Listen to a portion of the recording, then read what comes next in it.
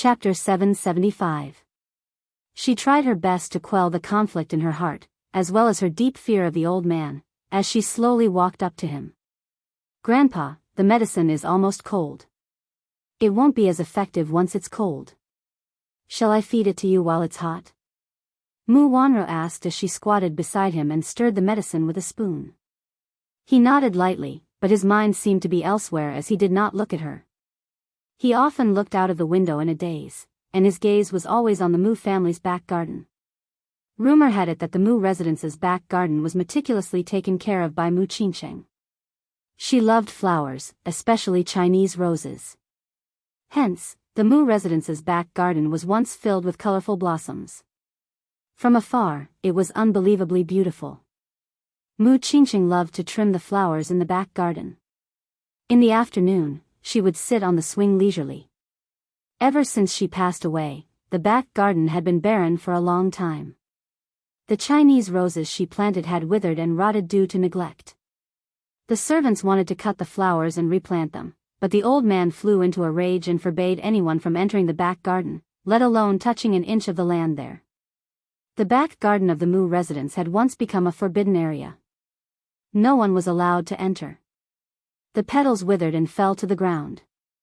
The back garden had been barren for several seasons. Finally, the old man ordered people to take care of it again, but he did not let them plant any more Chinese roses. He was afraid that he would be reminded of the past. "Grandpa, come." Mu Wanru scooped up the medicine and fed it to him. He slowly opened his mouth and swallowed the medicine. His eyes, however, were still looking out of the window with sorrow and trepidation. Suddenly, a line of tears overflowed from his eyes and rolled down his cheeks. They dripped into the medicine bowl with a plop. Silence reigned. Mu Wanru saw his teary eyes and stood up helplessly. She carefully asked, "Grandpa, what's wrong?" The old man remained expressionless and did not say a word. No one knew that today was the anniversary of Mu Qingsheng's death. On this day, he would sit in the study room and quietly admire the scenery in the back garden. Today, however, the Chinese roses were no longer in full bloom. On the swing, the carefree figure could no longer be seen. Mu Wanru did not understand why he suddenly cried.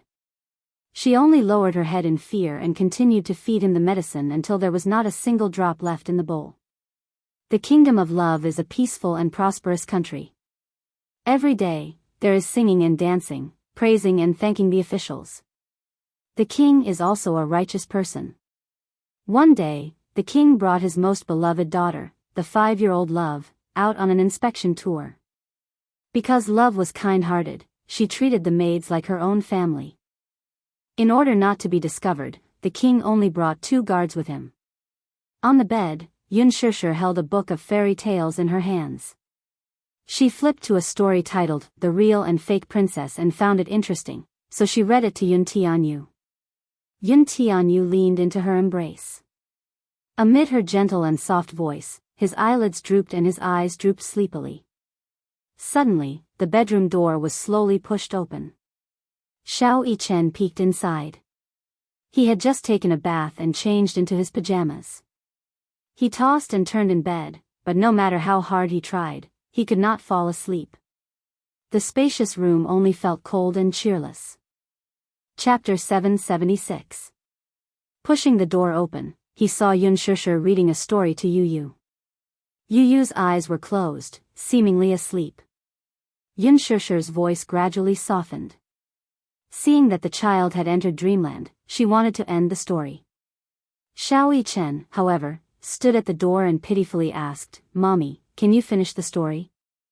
I still want to hear more." Xianxia looked in the direction of the voice and saw Xiao Yichen squatting at the door with his head in his hands. She did not know how long he had been there. "Why are you squatting there?" Xianxia did not know whether to laugh or cry. "I can't sleep, so I want to hear Mommy's story." Xiao Yichen cupped his little face. His chubby face was pink and tender, looking very adorable. He squinted his eyes and let out a crisp and gentle laugh. "Mommy's voice is so nice, and this story is so fun. Can Mommy continue to tell it to me?" I really want to know what happened to this princess. Xianxia gently curled her lips as she patted the edge of the bed lightly. Xiao Yichen's heart skipped a beat and he carefully closed the door. Afraid that the noise would wake Yin Tianyu up, he tiptoed to the bed. Xianxia reached out and pulled him into her embrace. Xiao Yichen blushed. No one had ever read him a fairy tale before he slept. Standing at the door and watching Xianxia gently caress Yin Tianyu's hair as she read the story, he suddenly felt envious of his younger brother. For the past 7 years, Mommy would read him a fairy tale every day before he slept. How blissful. He was really envious. In the Mu residence, before he slept, he could only hug his doll and fall asleep in the cold room. It was very lonely. Mommy, continue reading. Xiao Yichen looked up at her expectantly. Xianxia nodded. But who would have thought that a group of traders in the palace would find out that the king was out on an inspection tour? They would send all kinds of martial arts masters to kill the king on the way. The king and the others did not know that when they were in high spirits, a few masked men suddenly appeared, scaring them into sweating profusely. The 2 loyal guards tried their best to protect the king and Princess Love, but Princess Love was still knocked unconscious. The king thought that she was dead, so he didn't have time to bring her body back, so he quickly ran away. Xianxia said. Mommy, is this princess really dead? No, I just thought that the princess was dead. Then the king must be very sad. Yes. But why didn't the king leave with the princess? Xianxia was stunned. She was amused by Xiao Yichen's persistent thirst for knowledge. It must be too late, right? At that time, many people were after the king. The princess is so pitiful. Xiao Yichen said with pity. But the princess didn't die.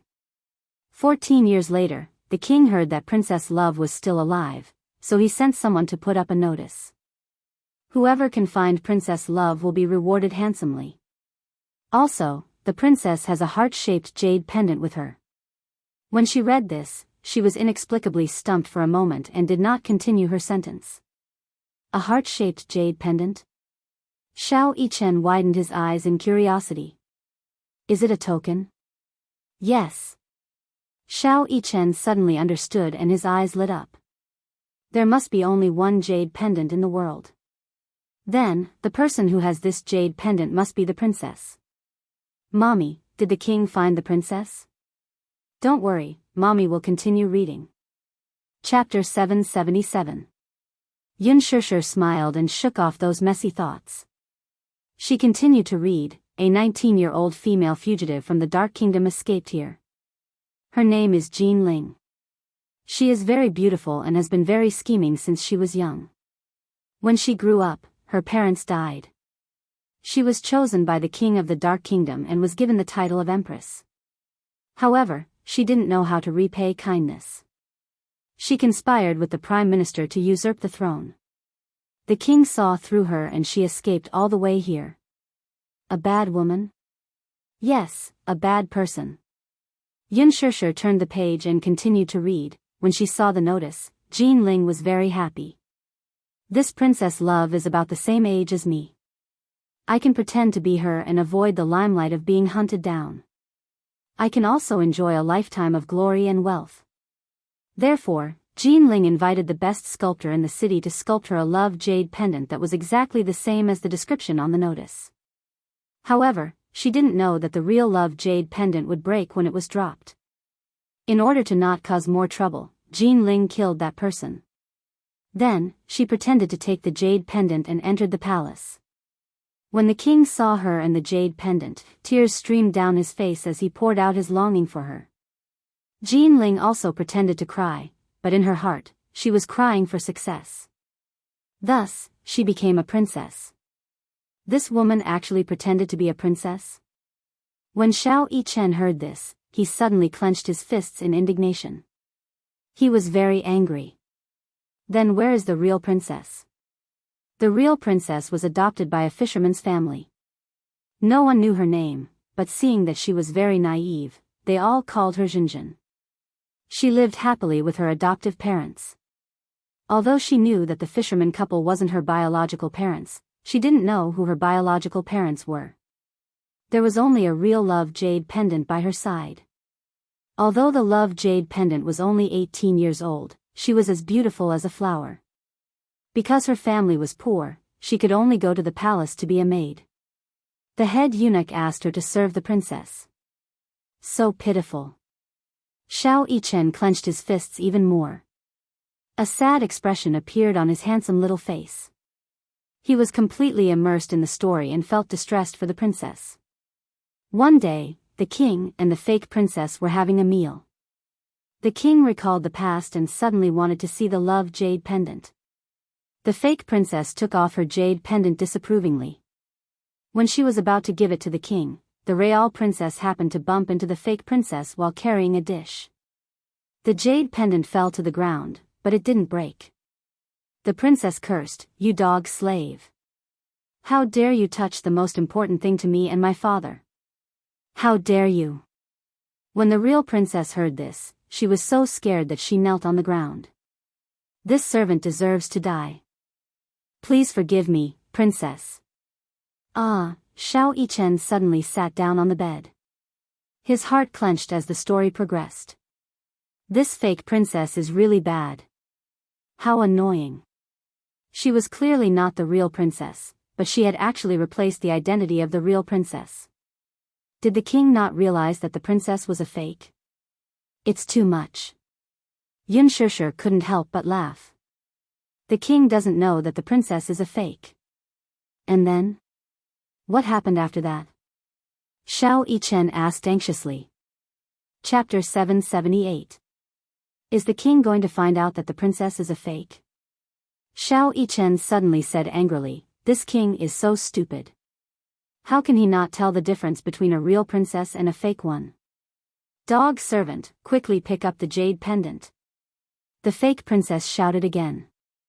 The real princess picked up the jade pendant and looked at it carefully. Why is it exactly the same as mine? After serving the princess, Xian ran to an old palace maid in the palace to ask about the jade pendant. The palace maid told her the cause of the matter. Although the maid didn't mention that she was the princess, she already knew her identity based on her intuition and the jade pendant. She was very upset and wanted to confess to her father, but could the king trust a maid and not the princess by his side? He couldn't. Yun Shishir slowly flipped to the next page. However, Xiao Yichen's sharp eyes noticed that Yun Shishir's fingertips were trembling slightly as she held the fairy tale book. Little Yichen's heart skipped a beat as he gently held her hand. "Mommy, are you feeling unwell?" "No." Yun Shishir pursed her lips and continued to read. In the dead of night, the king couldn't sleep because of what happened today, so he took a walk in the palace alone. Suddenly, he heard a girl crying from the maid's room. The king couldn't help but walk there. He saw a girl holding a heart-shaped jade pendant and crying in front of the maid's room. The king took a big step forward and couldn't help but shout, "Daughter." The heart-shaped jade pendant was frightened and looked up. When she saw the king, she loosened her grip and the jade pendant fell to the ground and shattered. The father and daughter hugged each other tightly. "Wow," Xiao Yichen suddenly said emotionally, "the king finally found the princess." Perhaps because he was too excited, Xiao Yichen's voice woke Yu up. The latter frowned and turned over slightly. He buried his little face in Yun Shishir's arms and fell asleep again. Xiao Yichen tensed up, thinking that he was going to wake his little brother up. Seeing that he had fallen asleep again, she heaved a sigh of relief and smiled at Yun Shishir. The fake princess, Jin Ling, was found guilty of deceiving the emperor and offending his superiors. She should be beheaded. The love of the real princess announced to the world that it had been confirmed and allowed the loving adoptive parents, the fisherman couple, to live a good life. The kingdom of love is living a peaceful life again. After she finished reading the story, Xiao Yichen remained in a daze for a long time. Yun Shishir also had a lot on her mind. She was silent for a long time, and the room was silent for a while. "That king is so stupid." Xiao Yichen suddenly said in disdain, "You can't even recognize your own daughter. You're so stupid. You wouldn't recognize it either." Yun Shishir didn't know whether to laugh or cry. It's been more than 10 years. The princess has grown up and must look different from when she was young. That's why the king didn't recognize her.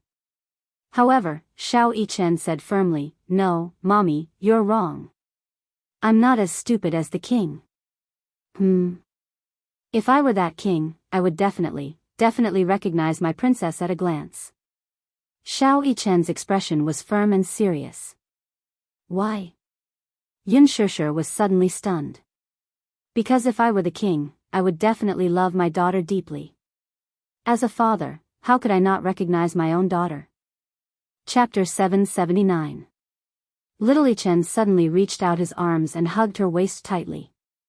Looking a little shy, he said, "Just like the first time I saw mommy, I felt that mommy gave me a warm and affectionate feeling. Do you know, mommy? Before I met you, I would always dream of you." Dream of me? Yun Shishir widened her eyes in shock. She found his words unbelievable. He was just a child, wasn't he? When he was born, he was taken away by the Mu family. Mother and son had never seen each other. How did he dream of her? It's true. Xiao Yichen never lies. Xiao Yichen looked up. The warm and charming smile in his eyes warmed Yun Shishir's heart. She couldn't help but hug him. Although I couldn't see mommy's face clearly in my dreams, I could feel the warmth from mommy's body. I often dreamed of my little brother running in front of me. I chased after him, but no matter how hard I tried, I couldn't catch up with him. I always thought that it was a dream. I didn't expect that I really had a little brother and a mommy. Xiao Yichen closed his eyes gently as he spoke. Some people say that it's telepathy. Telepathy. She didn't believe it in the past. Now, she found it magical. Mommy, we've already missed each other for 7 years. Can we never be separated again? We can always be together. After hearing the fairy tale, Xiao Yichen was deeply moved. He couldn't help but hug Yun Shishir's waist tightly. 7 years. 7 years of separation was neither a long nor a short period of time for her. However, to Xiao Yichen, he had been missing his mother's company for as long as he could remember. He envied you all the time. He wanted to spend the rest of his life with his mommy and never be separated again. Yun Shishir slowly hugged Xiao Yichen and said with a choked voice, "Xiao Yichen, mommy has been missing you for the past 7 years. In mommy's heart, you're as important as you." Xiao Yichen blushed when he heard this. He was overjoyed. Mommy said that in her heart, he was as important as you. Mommy, in Xiao Yichen's heart, you're as important as Daddy. It was a soft and cute confession, full of warmth. Yu slowly opened her eyes.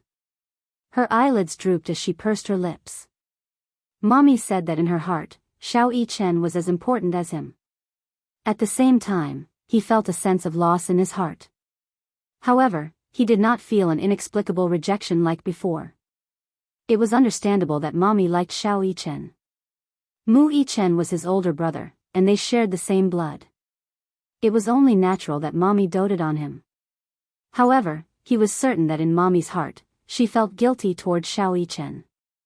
Compared to Mu Yichen, mommy probably loved him more. Even if it was just a little, Yu's thoughts ran wild.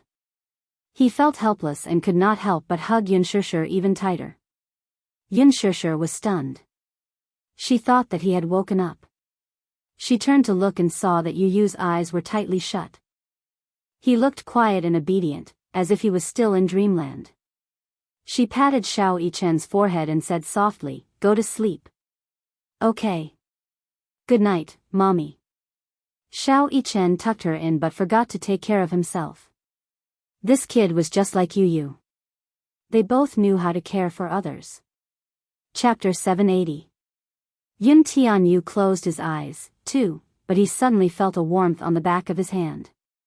Startled, he opened his eyes and saw a small hand on the back of his. It was soft and warm. The hand was slightly bigger than his, so it was just right to wrap around his small hand. Yu raised his head slightly. His body was quiet and did not make a sound. Looking past Yun Shishir, he saw Xiao Yichen burying his face in the blanket with his eyes tightly shut. His hand was gently placed on the back of his hand. Suddenly, he held his hand and interlocked their fingers. Both of them wore the same amethyst necklace. Under the bright moonlight outside the window, it emitted a beautiful and shimmering radiance. That was a gift from Xiao Yichen. It was of the same design, and he was wearing the same bracelet on his wrist. I picked this out for you as a gift. Do you like it? You haven't answered my question. Do you like it? He still remembered how carefully Xiao Yichen put the bracelet on him. His actions were sincere and gentle. At that moment, he almost blurted out, I like it. He liked this necklace. He liked it because it was very beautiful. He once suspected that Xiao Yichen had personally picked it. He did not believe that his brother had such taste. He liked it. That was because this was the first gift from Xiao Yichen. He cherished it from the bottom of his heart and could not bear to open it because even the packaging was exquisite. However, because of his awkward personality, he found it difficult to say those two words out loud.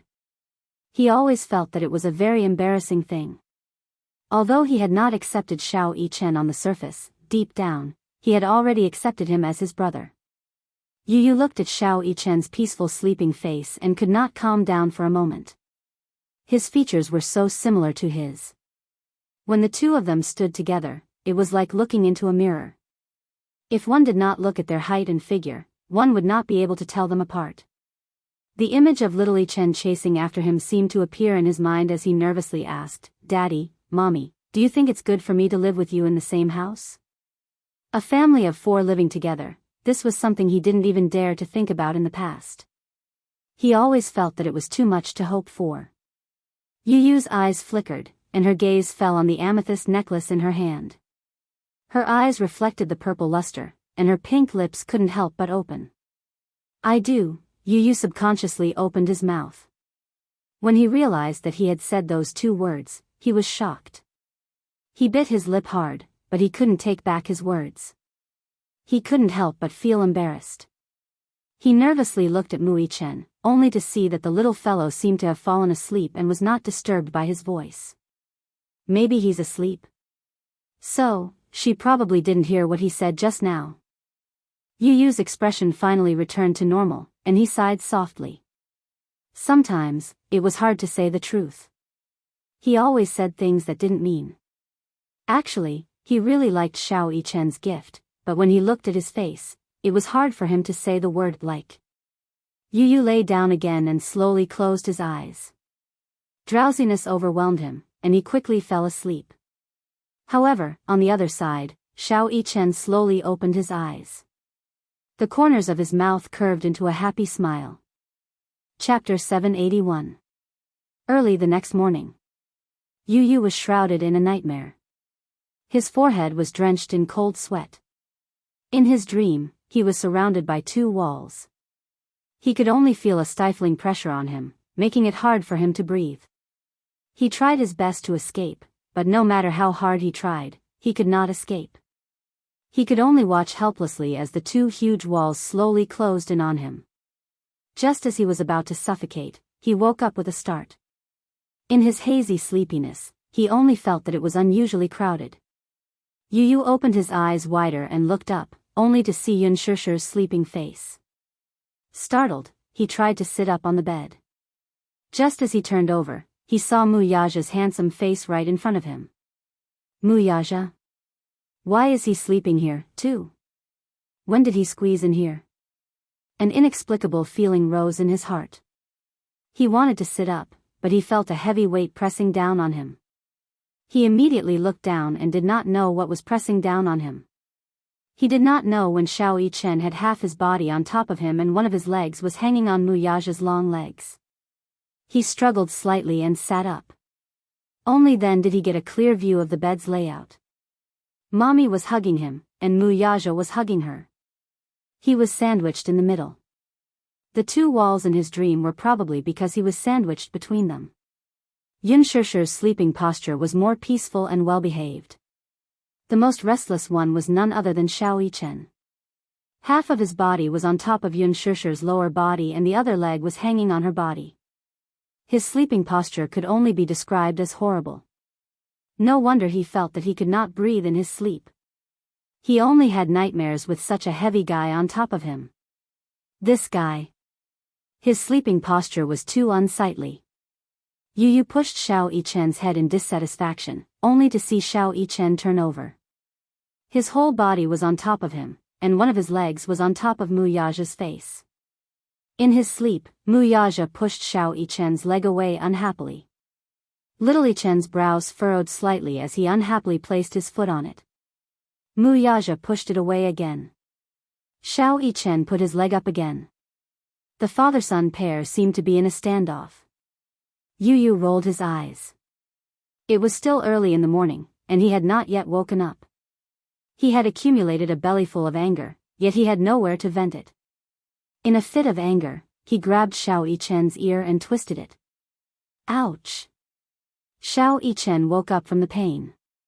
He rolled on the bed and got up. He looked around for a while and saw Yu Yu's sleepy eyes filled with anger. What's wrong? Xiao Yichen rubbed his eyes and asked innocently. Look at you. How did you sleep? Yu Yu crossed his arms in front of his chest and used him as an excuse. Little Yichen lowered his head to take a look and was baffled. What's wrong? Didn't I sleep well? You're on top of me. Are you trying to crush me to death? Yu Yu questioned him with an aggrieved expression. Xiao Yichen rubbed his messy forehead and looked up at the sky. He pursed his lips and looked like he was about to cry. I didn't do it on purpose. You're so fierce.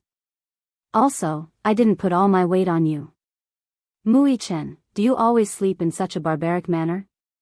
Yu Yu narrowed his eyes dangerously. No. How am I barbaric when I sleep? Chapter 782. No, I'm not. How is my sleeping posture barbaric? If this isn't barbaric, do you want to go to heaven? Yu Yu exploded as he pinched his cheeks and ravaged them. Xiao Yichen had just woken up and was still in a daze. He did not react to Yu Yu's ravaging of his cheeks and only wanted to sleep. Plop. Xiao Yichen collapsed on top of him. His whole body was on top of him. Yu Yu's eyes widened in shock. He reached out to push him away, only to hear Xiao Yichen's face pressing against his as he mumbled sleepily, I'm so sleepy. Brother, let's sleep for a while more, okay? No. Get up. Woo-woo. I'm clearly not awake yet. Xiao Yichen acted coquettishly on top of him. Yu Yu was pinned down by him and could not move. He did not even have the strength to struggle as he cried out aggrievedly, Mommy, Mommy. Save me. Mu Yichen, get off me right now, do you hear me? You're crushing me to death. Yun Shishir was awakened from her dream by Yun Tianyo's cry for help. She thought that something had happened, but when she opened her eyes, she saw Xiao Yichen lying limply on her brother's body. She did not know whether to laugh or cry. Mommy, save me. Mu Yichen is so heavy, I can't breathe with him on top of me, Yu Yu whined coquettishly. His small, handsome face was on the verge of tears. Xiao Yichen, be good and get off your brother. Yun Shishir went to carry Xiao Yichen as she coaxed him. Xiao Yichen shook his head unwillingly. No. I want to sleep with my brother. Yun Shishir, Yun Tianyu angrily said, I'm ordering you to get off of me, I'm heavy. No, your body is so soft. It's so comfortable to sleep on your body, Mu Yichen. Hurry up and come down. Shoo, lower your voice. Don't wake the great demon king. What great demon king? Daddy is the great demon king. He has a very bad temper when he wakes up. If you wake him up, it will be very scary, Yun Tianyu. The short 3-day holiday ended very quickly. Mu Yaja took Yun Shishir for a follow-up examination. The doctor said that her injuries had almost recovered, and it would be best if she recuperated for a few more days. Then, there would not be any major problems and there would not be any sequelae. The two little munchkins who were standing behind him heard the conversation. They looked at each other and finally calmed down. Xianxia was naturally very happy that her injuries had recovered. She planned to rest for a few days before returning to the set to continue filming. After sending the two children home, Xianxia planned to go to the supermarket to buy some daily necessities. Wuxia was, of course, the one in charge of driving her. Xianxia went to the supermarket to buy many daily necessities. While pushing the trolley, she compared the different styles of products in front of the display cabinets. Wuxia stood beside her. Seeing her focused look, he found it a little strange. "What are you looking at?" "I'm looking at the price. I'll buy whichever is cheaper." Xianxia was already used to comparing prices. Her salary was not high in the past, so she had to calculate everything carefully. Every time she returned to the supermarket, she would take a while to carefully compare the price-performance ratio before buying it. After returning home, she would carefully record it. Even though she no longer needed to live frugally, she still couldn't get rid of this habit. "Which color do you like?" Chapter 783. This is a black and white checkered one. He preferred simple colors and designs. He didn't like things with complicated patterns. Xianxia made a mental note of it. In the car, Xianxia sent Lin Fengtian a WeChat message to inform him. Not long after, perhaps because Lin Fengtian wasn't busy, he replied with a long reply. Sure, where have you been these few days? You weren't at the hospital, and I couldn't get through to your phone. I originally brought the crew to the hospital to visit you, but the doctor said that you were discharged. You were discharged so early. Why don't you rest for a while? I went on a vacation to relax, Xianxia replied with a smiley face. Lin Fengtian replied, Oh. It's good to go out to relax. I was busy with the crew and couldn't visit you in time. I'm sorry. Director Lin, don't say that. You're a big director with a lot of work to do every day, you must be busy. She teased him mischievously. Lin Fengtian replied with a string of ellipses. Then he sent another message. Rest for a while. Welcome back to the crew. Okay, thank you. You still plan to return to the crew? Wuxia looked straight ahead and asked. Yes. Xianxia nodded. They stopped at a traffic light. Wuxia suddenly turned to look at her and said, I'll take care of you. Huh? Xianxia didn't react for a moment and looked at him. However, when she came back to her senses and heard what he said, her expression changed. What do you mean? Literally. Wuxia looked at her deeply. Sure, I'll take care of you. So, don't act or work. Just stay by my side. Xianxia stared at him in a daze. She couldn't react for a long time. She didn't know why, but generally speaking, when a man said this to a woman, most women would feel very happy. However, when she heard such words from Wuxia, for some reason, she felt a little unhappy. Wuxia fixed his eyes on her, only to see her silent, handsome eyebrows slightly raised. What, listening to what I said, you seem unhappy. The red light turned green, but Wuxia didn't react immediately. It wasn't until the irritable honking behind him alerted him that he turned his gaze to the front. He stepped on the accelerator and the car continued to move forward.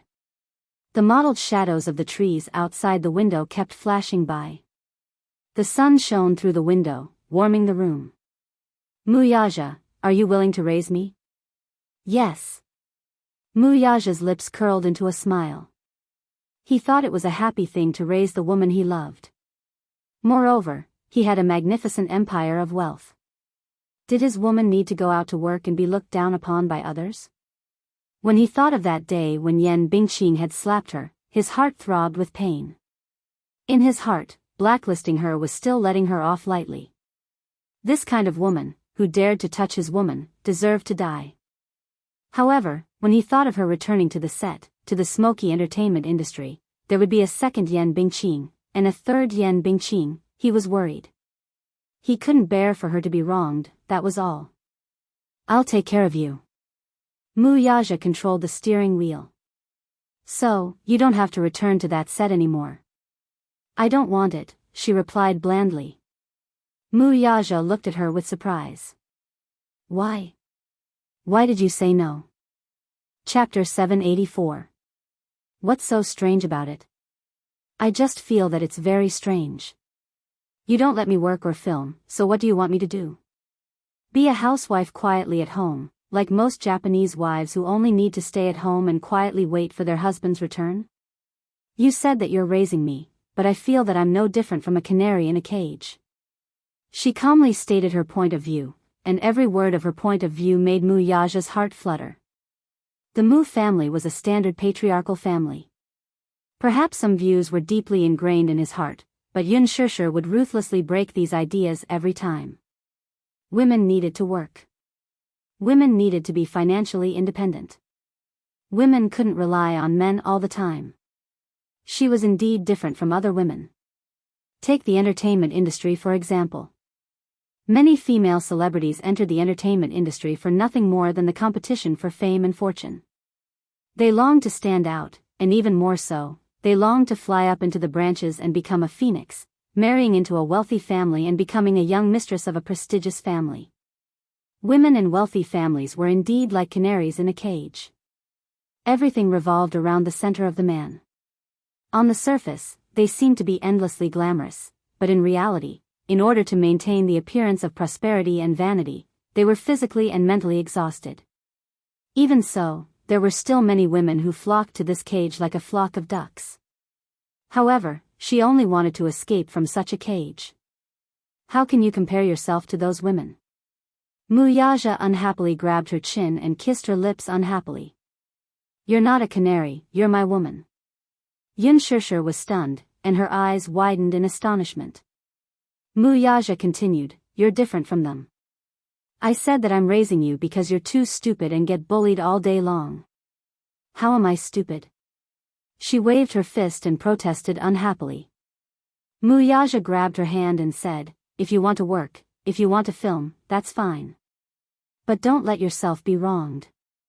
If you're bullied, I'll be very angry. Really angry. When he saw her being humiliated by Yan Bingqing, he almost couldn't control himself and turned the entire crew upside down. Yun Shishir was secretly shocked and looked at him. Her heart warmed as she smiled and said, all right, I won't let myself be wronged and bullied by others anymore. Did I do that for the sake of the big picture? For the sake of the big picture, you don't care about yourself? Wuxia said coldly, do you know, my heart will ache? However, his voice stopped abruptly. There were some words that he found hard to say. Yun Shishir blinked. Seeing that he still had something to say, she asked curiously, know what? Nothing. Wuxia reached out and rubbed her hair, but he couldn't help but poke her eyebrows. Woman, I realize that sometimes, you really are a blockhead. What's wrong now? There are so many women in the industry who want to get close to me. You're turning a blind eye to such a big backer? Yun Shishir's peach blossom eyes were bright and beautiful. She smiled faintly and said, of course, I'm relying on you. Why wouldn't I rely on you? But it was strange. Who would beg others to rely on their backers? Yun Shishir pursed her lips and smiled. Sometimes, she thought that this man was quite cute. She hadn't been in the capital these few days and didn't know what had happened in the capital. She also didn't know that Yan Bingqing had been blacklisted. Chapter 785. She just did not want them to worry about these things. Therefore, Yun Shishir did not know what kind of embarrassing situation Yan Bingqing was in at the moment. She felt as if there was a fishbone stuck in her chest when she thought about how she would have to fight with this hateful woman after joining the cast. It was extremely uncomfortable. What should she do? She hated Yan Bingqing so much and did not want to see her at all. She was very unhappy when she thought about how she would have to see that disgusting face every day when she returned to the cast. She had a temper too. She had tolerated her on set because she did not want to cause any trouble. She heard that Yan Bingqing was arranged by the investor and that Yan Bingqing could get the role because of her background. That was why she could do whatever she wanted in the cast. Although Yan Bingqing and her agent had specially come to the hospital to apologize to her, She had also given Yan Bingqing a lot of cold shoulders on the spot because of Mu Yaja's power. Yan Bingqing was probably going to die of anger because of her. Yin Shishir pursed her lips. To be honest, she had felt secretly satisfied when she had humiliated Yan Bingqing. But when she thought about how she would have to meet this woman again when she returned to the caste, she did not know what she would do to hurt her. Yin Shishir felt inexplicably irritated. The car slowly drove into the underground car park and stopped in the parking space. Yin Shishir glanced at Mu Yaja's handsome side profile, which was hidden in the shadows, and thought about it. How about, she thought to herself. Yin Shishir's lips curled into a smile. She stretched out her arms and her enchanting body slowly leaned forward and wrapped around his neck. A trace of surprise flashed across Mu Yaja's eyes. He saw her leaning slightly closer to him and whispering in his ear, "Ja." This soft and gentle call seemed to be able to make one's bones go soft. He had never heard a voice that was more moving than this.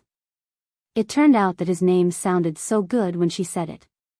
This woman actually took the initiative to court him? Or was she trying to seduce him with her beauty? Mu Yaja looked at her with an astonished expression, only to see that in the dim light of the basement, her face and ears were flushed pink. She softly snuggled up to him, her eyes coquettish and seductive, extremely alluring.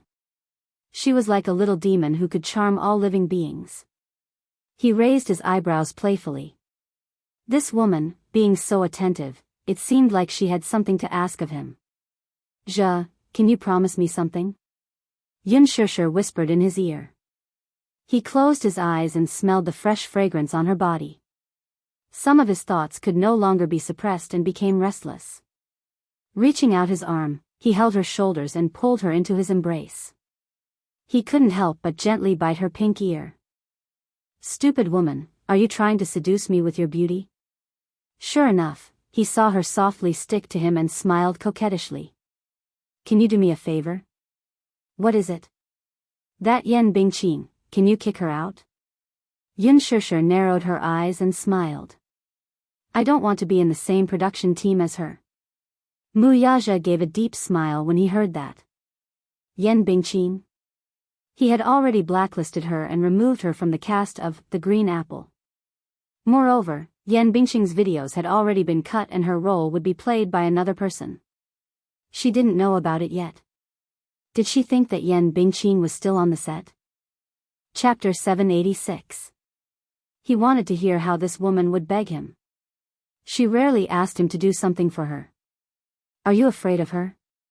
Mu Yaja pulled her into his arms, grabbed her chin, and smiled. "Not necessarily.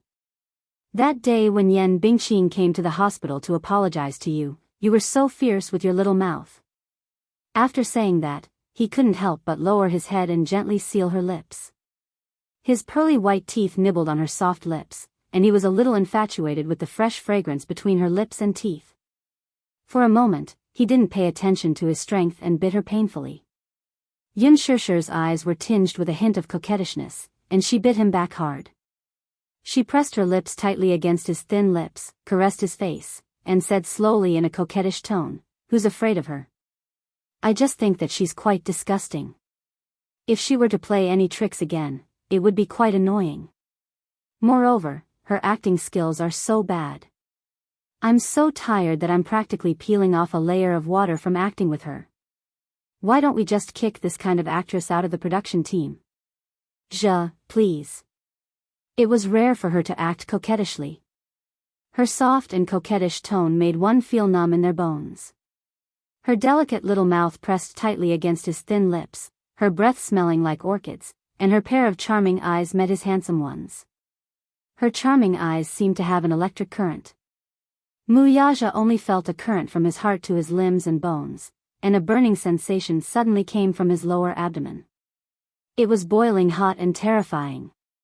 His eyes gradually deepened, and there was a deep desire in the depths of his eyes that didn't need to be concealed at all. He was straightforward and explicit. "Woman, you're asking the right person." He suddenly held the back of her neck, and his tall and imposing body pressed against her. "Dealing with Yan Bingqing is just a matter of saying a word. I can shut her out of the industry. The question is, what are you going to do next? Mu Yaja waited for her performance. He wanted to see what this woman would do. Yun Shusher's eyes flashed. This man was obviously using this as a pretext to tempt her. She thought that if she wanted him to shut out Yan Bingqing, she only needed to say a few nice words and act coquettishly, and it would be a matter of course. But she didn't expect that this vile man actually had conditions. Mu Yaja pressed his body down, his dark and deep eyes fixed on her face, looking forward to her performance when she wanted to please him. For a moment, she did not understand the meaning behind his words. What do you mean? What do you mean, woman? It's impossible for me to not have conditions when you ask me to do something. Click. 2. The partition slowly rose, blocking the transparent windows, and separating the inside and outside of the car into two different worlds. He casually pressed the button, and the atmosphere lights in the car lit up with a purple light. At this moment, the private car park was surrounded by darkness. You have conditions? Yun Shusher's lips were a little stiff. What conditions? He slowly attached himself to her ear, and his sexy and charming voice whispered in her ear, Woman, please me, Chapter 787. At this moment, Mu Yaja was like a strategist. In fact, when it came to relationships, the man was usually the one who took the initiative. Yun Shusher, in particular, was the passive party most of the time. He wanted to see how she would perform if she were to take the initiative in this matter. Yun Shusher pursed her lips, feeling like retreating a little. Mu Yaja glanced at the flickering light in her eyes and teased, Why? You don't dare? What's there to be afraid of? Yun Shusher refused to admit her mistake. I just don't know how to, I'll teach you. With that, Mu Yaja bent his head and kissed her. The moment he kissed her, she was still as delicious and tempting as before. The tip of his tongue kept rubbing against her lips, infatuated with the sweet taste between her lips and teeth. However, no matter how much he kissed, he could not get enough of it. Her little mouth was like the most addictive poison in the world, and he wanted more after tasting it. During their vacation on the island, with Yun Tianyo's interference, he did not have the chance to be intimate with her. His body was already tense from yearning for her. He wanted her very much. Especially when he kissed her lips, the desire buried in his body became more and more clamorous and restless. Hugging her, his arms slowly slid down to her waist and gently kneaded her soft waist. It was so small that he could hold it in his hand. She was thin and petite. Yun Shusher nestled in his spacious embrace and knew how to respond. The dark desire in her body was also aroused by him and rippled like a river of spring water. Suddenly, he stopped the kiss and looked up at her with a meaningful gaze.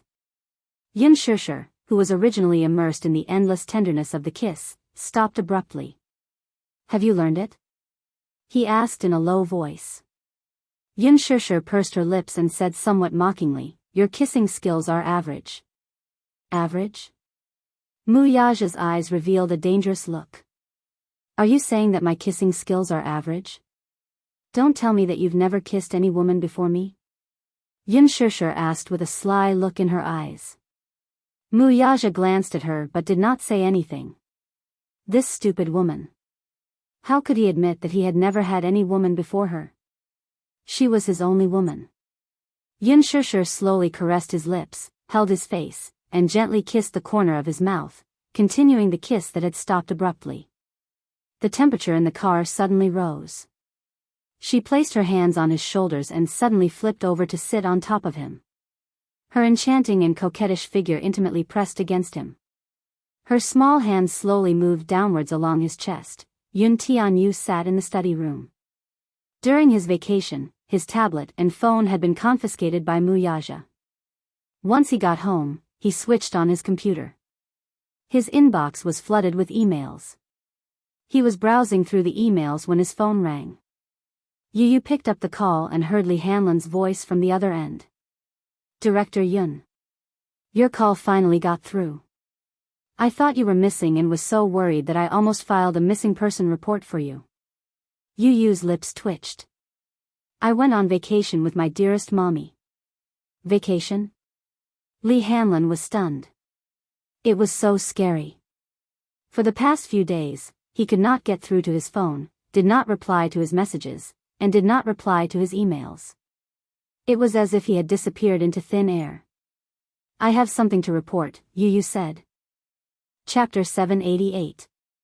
Li Hanlin then told him about how Yan Bingqing had been banned from the entertainment industry. Yun Tianyu interrupted him impatiently. You don't have to tell me about this, ? What does Yan Bingqing have to do with me? Director Yan Bingqing was blacklisted by Huanyu because of Mu Yaja's order, said Li Hanlin.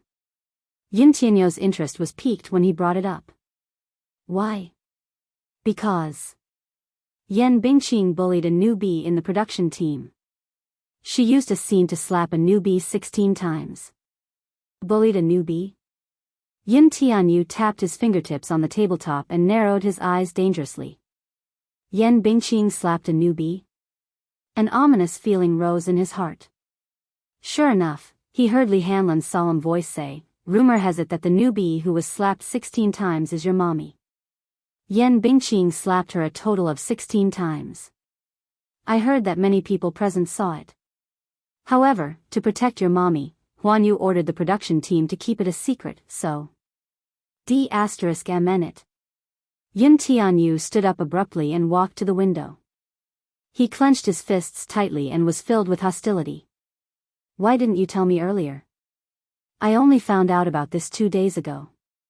I don't pay much attention to entertainment news, so I only found out about it from the media reports 2 days ago. I tried calling you, but I couldn't get through.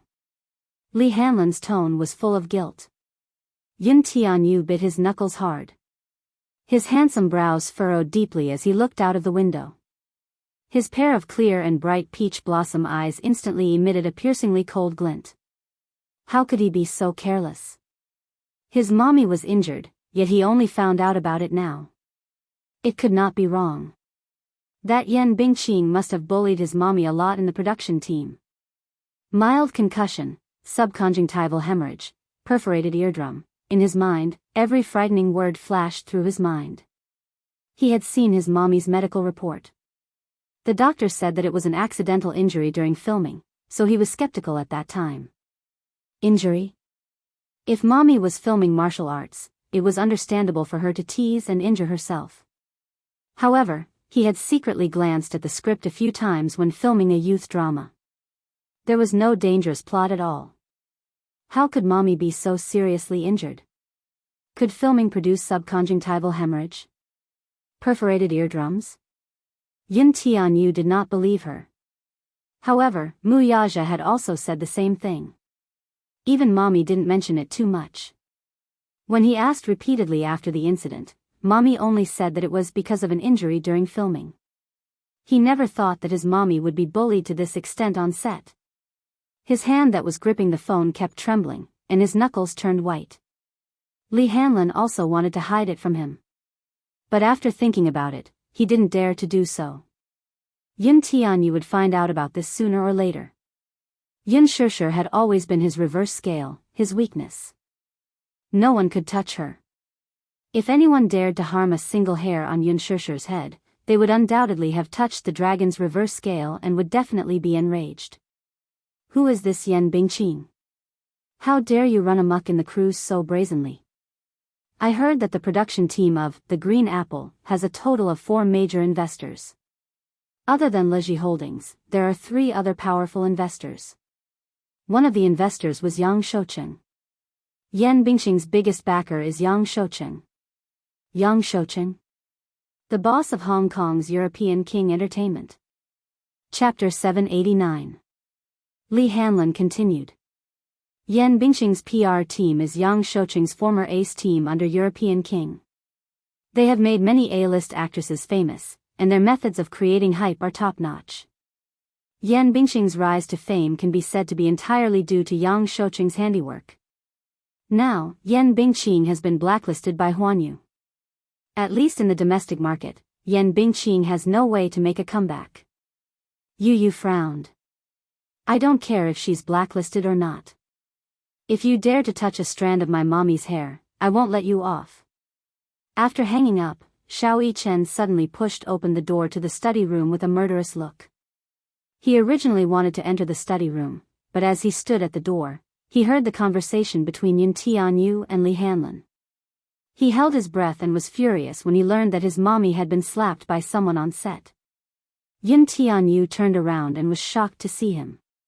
"Why didn't you knock before entering my room?" "I was just outside the door, so I heard everything." Xiao Yichen's face turned cold. "Mommy was bullied on set?" Yin Tianyu turned around and coldly said, "You don't have to care about this." "Why?" "I'll handle this." "No. Someone bullied my mommy, I want to avenge her." Xiao Yichen clenched his fists. "Didn't you hear me? You don't have to care about this." Yin Tianyu's lips formed a cold and arrogant line as he coldly retorted. At this moment, his face no longer had the dazzling smile he had displayed in front of Yin Shishir. Instead, it was cold and unfamiliar. His cold and stern expression made it seem as if his flesh and bones were made of ice and snow. It was frightening. Xiao Yichen was startled. His face turned cold in an instant, and the curve of his lips froze. "That's my mommy, too. My mommy was bullied, I'm sad, too. Why don't you let me care about this?" Yin Tianyu frowned and turned around. Just as he was about to flare up, he caught sight of Xiao Yichen's determined expression. Glancing at his flushed face, the words that were about to escape his lips froze in his throat. "I can tell you, but you have to keep this a secret from mommy." Xiao Yichen nodded. "Okay." Yin Shishir had just returned home and put the daily necessities she had bought in the storeroom. She called out loudly, "Yu, Xiao Yichen." Not long after, the two little lads pounced on her with bright smiles on their faces, each occupying half of her arms. Yin Shishir hugged the two glutinous rice balls tightly. "Mommy, you're back." "Mommy, Yu, kiss kiss." The two little balls fought to be the first to kiss Yin Shishir's cheeks, ignoring Wuxia who was behind them, as if he was air. Wuxia deeply felt that he was being ignored. Yu suddenly asked suspiciously, "Mommy, why are you back so late?" Yin Shishir's face revealed a hint of awkwardness. She subconsciously avoided his suspicious gaze and explained, "Mommy went to the supermarket to buy some things." "But you've been out for 4 hours. Yu narrowed his eyes, which were full of suspicion. "The supermarket is very close to home. It takes less than half an hour to go there and back. It won't take 4 hours at all." Yin Shishir's face broke out in cold sweat. She was somewhat speechless. Did mommy secretly do something behind my back? As Yu spoke, he glanced warily at Wuxia behind him. His intuition was so sharp that it made Yin Shishir blush with shame. This little guy, did he have to be so sensitive? Chapter 790. Yu, mommy will cook dinner for you guys today, okay? Yin Shishir smilingly interrupted him to avoid this dangerous topic. Her suggestion was met with Yu's heartless rejection. "Mommy, you've just recovered from your injury, so don't go to the kitchen. Besides, the food you cook isn't as good as mine. Every time you finish cooking, the kitchen will be a mess, as if after a war. It's very tiring for me to clean up." Wuxia could not help glancing at her when he heard this. Yin Shishir blushed a little at his ridicule, and the corner of her lips twitched violently. How could this rascal ruin her plans like this? Yin Shishir helplessly sat down on the sofa. It was rare for her to show off her culinary skills, but with Yu around, she did not even have the chance to do so. She could only carry Xiao Yichen on the sofa and watch cartoons with him. "Mommy, I don't like to watch cartoons." Xiao Yichen comfortably nestled in her arms and acted coquettishly. Yin Shishir raised a brow. "What do you like to watch, then?" Channel 7. Channel 7, Yin Shishir fell silent. Channel 7 was a military channel, and its content was all about war and military affairs, hence, Yin Shishir switched to Channel 7. In the kitchen, there were flashes of knives and swords. When Wuxia entered the kitchen, he saw Yin Tianyu's back, who was earnestly washing the dishes. Sensing his footsteps, Yun Tianyu turned to look at him from the corner of his eyes and suddenly asked, "Daddy, what do you like to eat?" Mu Yaja raised a brow in surprise. When he realized that this daddy really came from the little guy's mouth, he was slightly stunned. This was the first time this little guy had taken the initiative to call him daddy. In the past, when the little guy called him daddy, he would either coerce or force him to do so unwillingly. Today, this was the first time he had taken the initiative to call him that. Mu Yaja's heart warmed, and he couldn't come back to his senses for a moment. Yun Tianyu furrowed his brows and blurted out, "Daddy, why aren't you saying anything? Is he suffering from Alzheimer's?" Mu Yaja's face instantly darkened. This guy was not cute at all. She felt touched just now. Mu Yaja couldn't help but reach out to rub his hair. Yun Tianyu did not evade him, though. Instead, he quietly let him ravage his hair like a docile kitten. Mu Yaja was even more surprised. In the past, Yu was extremely repulsed by his intimate actions. If someone touched him, even if it was just a strand of his hair, he would avoid it like the plague. He wouldn't let anyone touch him at all. Mu Yaja was puzzled. Was this child possessed? Today, he was unexpectedly docile and cute. He was not like before, when he would bare his fangs and brandish his claws at him like a kitten whose territory was threatened. Mu Yaja tentatively pinched his cheeks again. They were sticky, soft, and chubby. The flesh on his face was as tender as tofu. It felt good to the touch. Yu did not resist at all.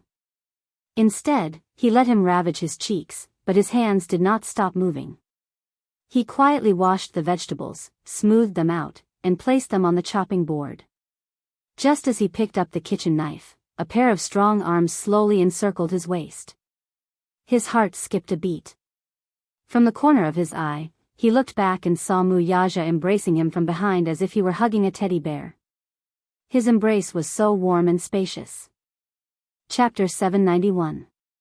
He could even clearly feel the man's toned muscles.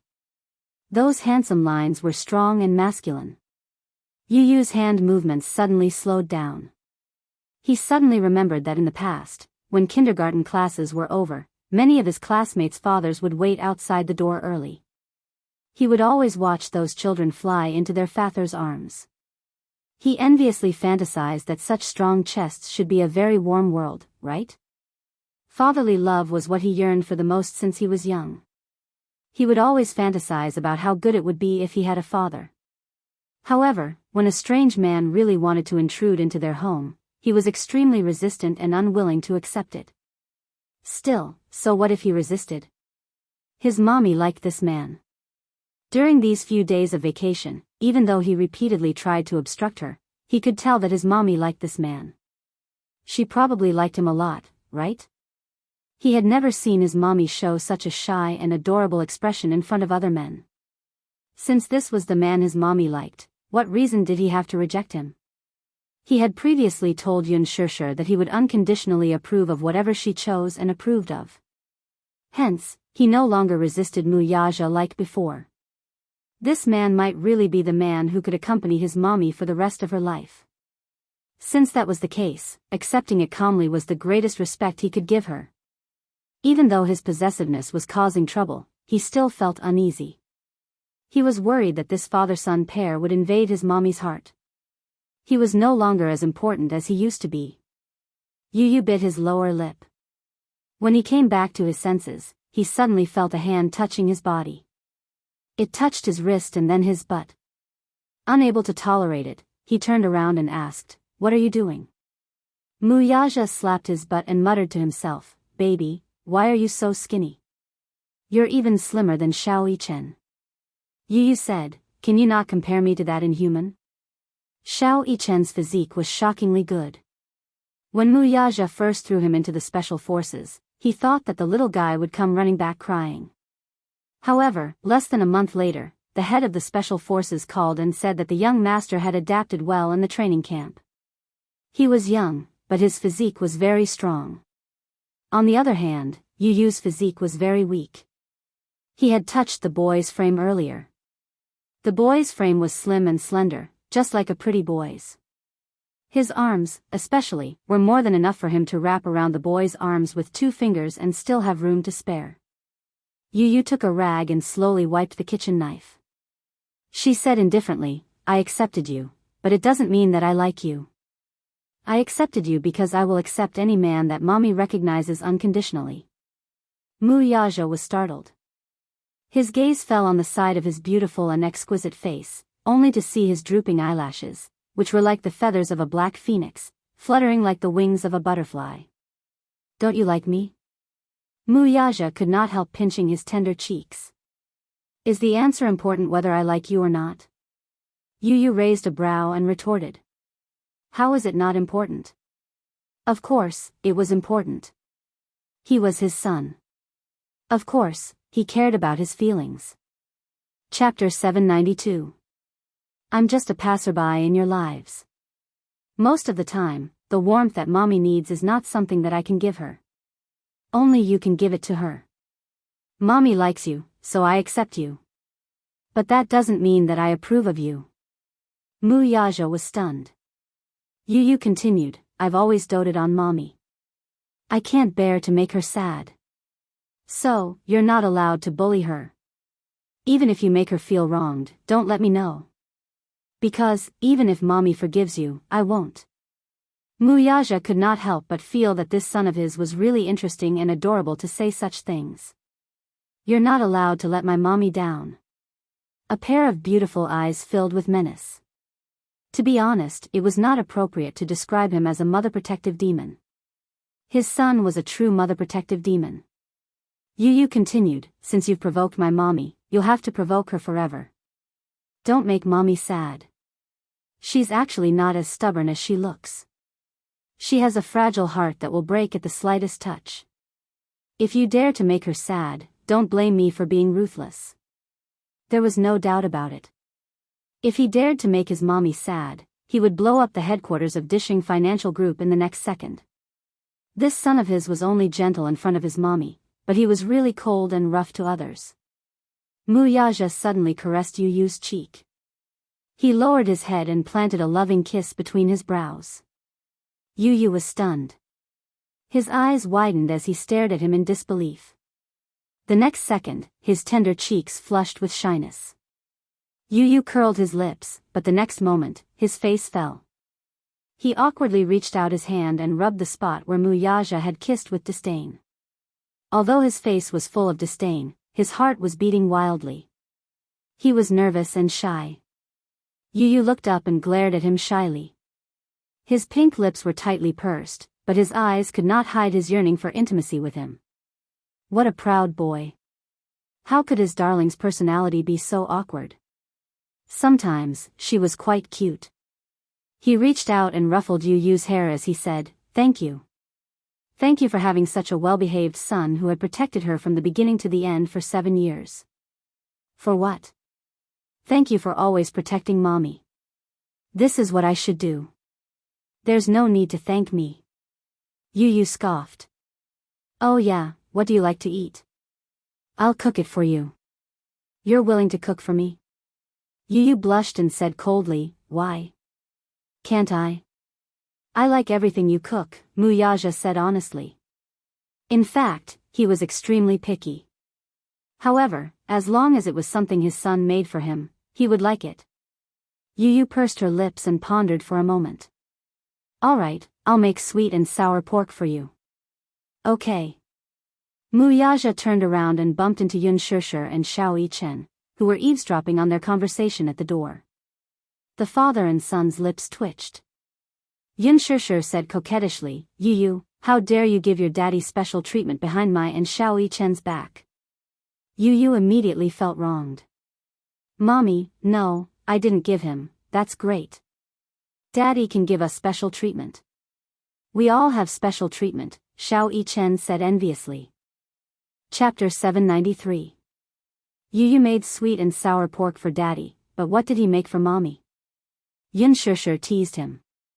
Yu replied cutely, Yu made mommy's favorite food. Sweet and sour pork is also mommy's favorite. Yu only has mommy in his heart. All right.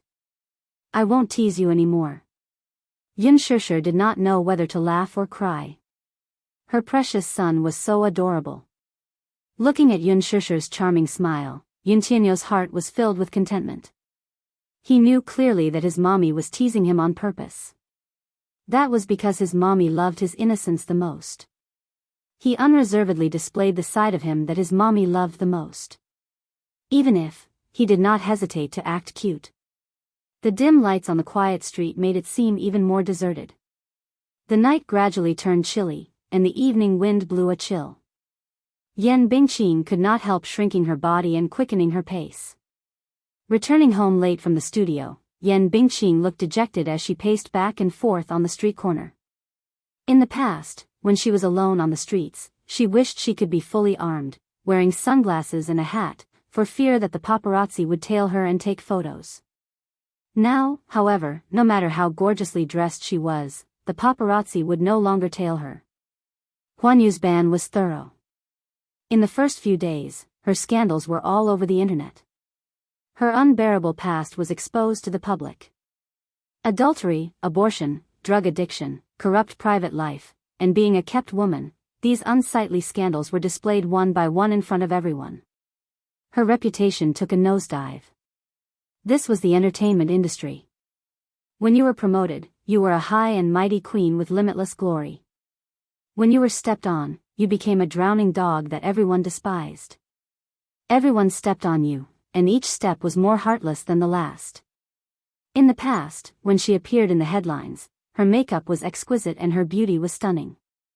Now, however, when the media published her photos, she was haggard, disheveled, and down and out. Following that, Huan Yu issued an order to prohibit any media from reporting anything related to her. As long as there were rumors about her on the internet, they would be quickly deleted. News about her vanished without a trace on the vast internet, and there was no longer any exposure for her. This was Huan Yu's method, ruthless and thorough. She had thoroughly experienced Mu Yaja's ruthlessness. Yan Bingqing laughed mockingly. She suddenly felt that she was so pitiful. She had offended Mu Yaja, but she didn't even have a chance to struggle. But that wasn't the most terrifying part. What was even more frightening was that, in addition to the mainland, Hong Kong, and overseas, all the advertising endorsements, movie contracts, and resources that she had racked her brains to obtain, those originally loyal fans, had all left her. Regarding her, there was only a sea of criticism on the internet. It wasn't as if she hadn't experienced a low point since her debut.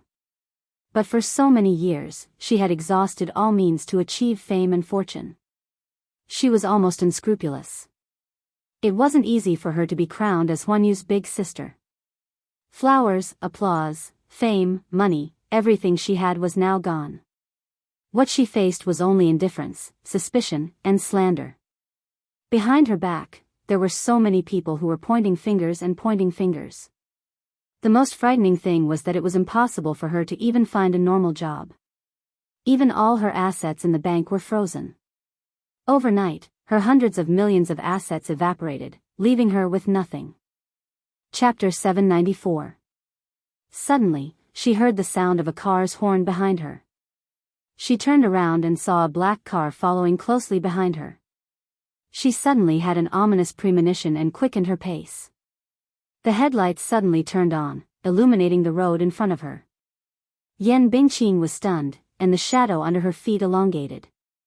She turned around in a panic, but because the lights were too bright, she couldn't see who it was. The car slowly approached her. Yan Bingqing was so nervous that she sucked in a breath of cold air, turned around, and ran forward quickly.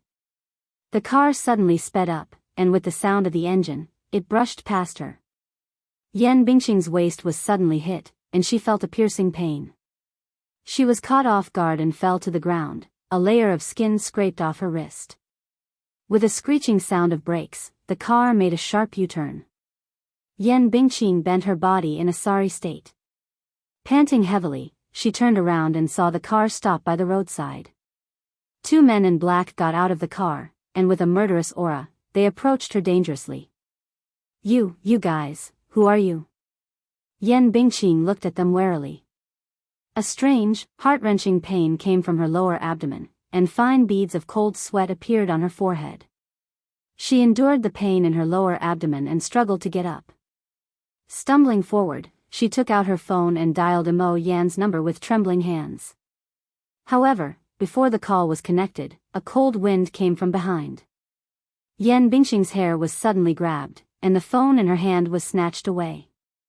It fell to the ground and shattered into pieces.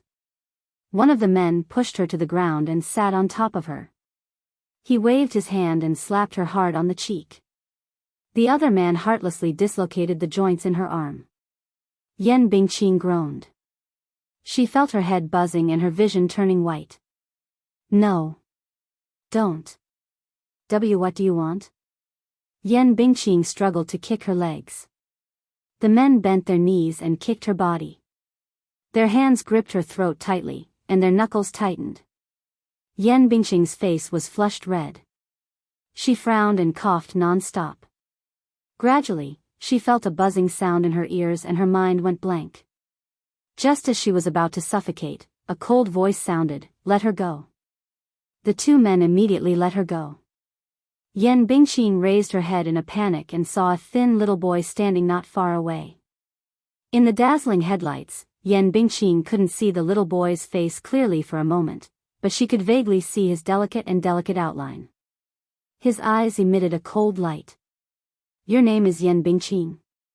Yun Tianyu slowly narrowed his eyes and walked toward her gracefully. His steps were extremely graceful, as if he was taking a leisurely stroll. When he reached her side, she was finally able to clearly see his handsome and delicate features. Yu lowered his head. His cold gaze fell on Yan Bingqing's flustered and helpless face. His eyes were filled with contempt and disdain. Who are you?" Yan Bingqing's pale lips trembled helplessly. Even though the person standing in front of her at this moment was just a child who seemed to have no strength to truss a chicken, when she met his pair of cold and dark eyes, her heart couldn't help but tremble from fear. This boy had a mature aura that did not match his age, and a cold aura was constantly emitting from his body. Chapter 795. Yan Bingqing frantically tried to get up from the ground, but Yu lifted his legs slightly and expressionlessly stepped on her dislocated wrist. "Ah!" Yan Bingqing shrieked. The excruciating pain from her wrist made her break out in cold sweat. "You're Yan Bingqing." Yu opened his mouth. His voice was clearly still childish, but his tone was bone-chilling, making one's hair stand on end. Yan Bingqing shuddered. Who exactly are you?" "You don't have to know who I am." Yun Tianyu slowly said, "I'm only here to take back some things from my mommy." "What do you mean?" Yan Bingqing was stunned. The child suddenly raised his voice and said, "Help her up." "Yes." Two men in suits immediately went forward and helped her up. Yan Bingqing felt her legs go weak. The scene in front of her was too strange. A group of tall men in suits, who looked well-trained, were actually waiting for orders from such a young child. If she did not see it with her own eyes, she would not believe that a child's words could be so inviolable. "Hit her," Yun Tianyu casually ordered. A man in a suit walked up to her and, without a word, gave her a tight slap. Yan Bingqing's face was abruptly slapped to one side. Caught off guard, her lips and teeth collided violently. She felt a sharp pain on her lips, and she immediately tasted a sweet, fishy taste. Her ears buzzed. The strength of a man's hand was no match for that of a woman's. This was especially so for a well-trained bodyguard with a military background. His slap was 5 times that of Yan Bingqing's. Yan Bingqing was a little dazed by this slap. She groaned in pain but could not even make a sound. Her throat seemed to be blocked. She could not even make a sound due to the immense fear. "Does it hurt?" Yun Tianyu raised his arrogant chin slightly. His eyes were calm and his voice was gentle, yet it made one shudder. Yan Bingqing's lips trembled uncontrollably as tears welled up in her eyes. "Continue," Yun Tianyu ordered. The man gave her another slap. Smack. Yan Bingqing's hands were tied up. She didn't even have the chance to struggle. After 2 slaps, half of her face instantly went numb and lost all feeling. Tears overflowed from her eyes and trickled down. Woo woo woo. She let out a soft sob. All the grievances she had suffered these past few days turned into tears, wetting her face. Continue. Smack. The slaps' soul-trembling force. Yan Bingqing cried, "Why are you doing this to me? I know I'm wrong, but isn't that enough? Is this not enough?" She was already in a desperate situation and had nothing left. Was this punishment enough? Yin Tianyou's eyes were cold as he nonchalantly asked, "Do you think it's enough?" "I think it's enough. It's enough. I'm already living a life worse than death." Sob sob sob sob. Yan Bingqing let out a hysterical roar, releasing all the haze in her heart. Yin Tianyu slowly walked to her and sized her up with a cold gaze. "I'm not the one who banned you. I'm only here to take back what you owe my mommy." Yan Bingqing was stunned. A total of 16 slaps. Not one less. "Your mommy," Yan Bingqing pondered for a moment. Her eyes widened in shock. This child. Chapter 796. In the middle of the night, Mo Yan suddenly received a call from Yan Bingqing. When he saw the caller ID on the screen, he felt inexplicably irritated. He did not know what she was up to this time. Recently, because of Yan Bingqing, half of his hair had turned white. Now that Yan Bingqing was ruined, his career was also ruined. His interests were tied to Yan Bingqing's. They were bound together for good or ill. Now that Yan Bingqing had fallen, he was also banned by Huanyu. It was completely over. It was when he had a splitting headache. Just as he was about to sleep, he was woken up by her call. Full of anger, he picked up the call. Just as he was about to flare up, he heard Yan Bingqing's painful voice from the other end. "Mo Yan, save me." Mo Yan sat up in bed in shock. "What's wrong?" "Mo Yan. I think I have a miscarriage." He was so shocked that he was suffocating. He hurriedly hailed a taxi. When he arrived, he saw Yan Bingqing lying weakly in the flower bed. Her lower body was stained with blood, and her blood-stained hand was holding her phone tightly. Her face was lifeless, like a withered flower. Mo Yan walked to her side and looked at her blood-stained skirt in shock. His eyes were full of shock and helplessness. "Bingqing, what's wrong?" When Mo Yan's gaze landed on her face, he was shocked again. Yan Bingqing's face was swollen from the slap. There was a bloody cut at the corner of her lips, and blood kept oozing out. It was extremely horrifying. He had never seen Yan Bingqing in such a sorry state. Her originally stunning face was no longer lively, and she looked sickly and pale. "Your face was hit by someone?" "Mo Yan, it hurts, my stomach hurts." Yan Bingqing held her stomach and said in a broken voice, "Ugh, send me to the hospital." "Mo Yan, I think I have a miscarriage." "Miscarriage? You're pregnant?" Mo Yan's eyes widened in shock, but he did not have time to care so much. He picked her up horizontally and ran to the side of the road. Yan Bingqing said with a pale face, "I don't know. I'm pregnant, but I haven't come for 3 months. I might be pregnant." "Yan Bingqing, you're really..." Mo Yan was so angry that he was speechless. Didn't he tell her to take precautions? Why was she pregnant at such a critical moment? The problem was, she had so many men, and she had to deal with 3 of them. Did she know who the father of this child was? "Mo, what should I do? Now that I'm like this, I might as well just die." Yan Bingqing was completely disheartened. Her current appearance made her wish she was dead. Her hatred for Yun Shishir had seeped deep into her bones. If she could, she wanted to perish together with her. "Mo Yan, what should I do? What should I do? Shut up."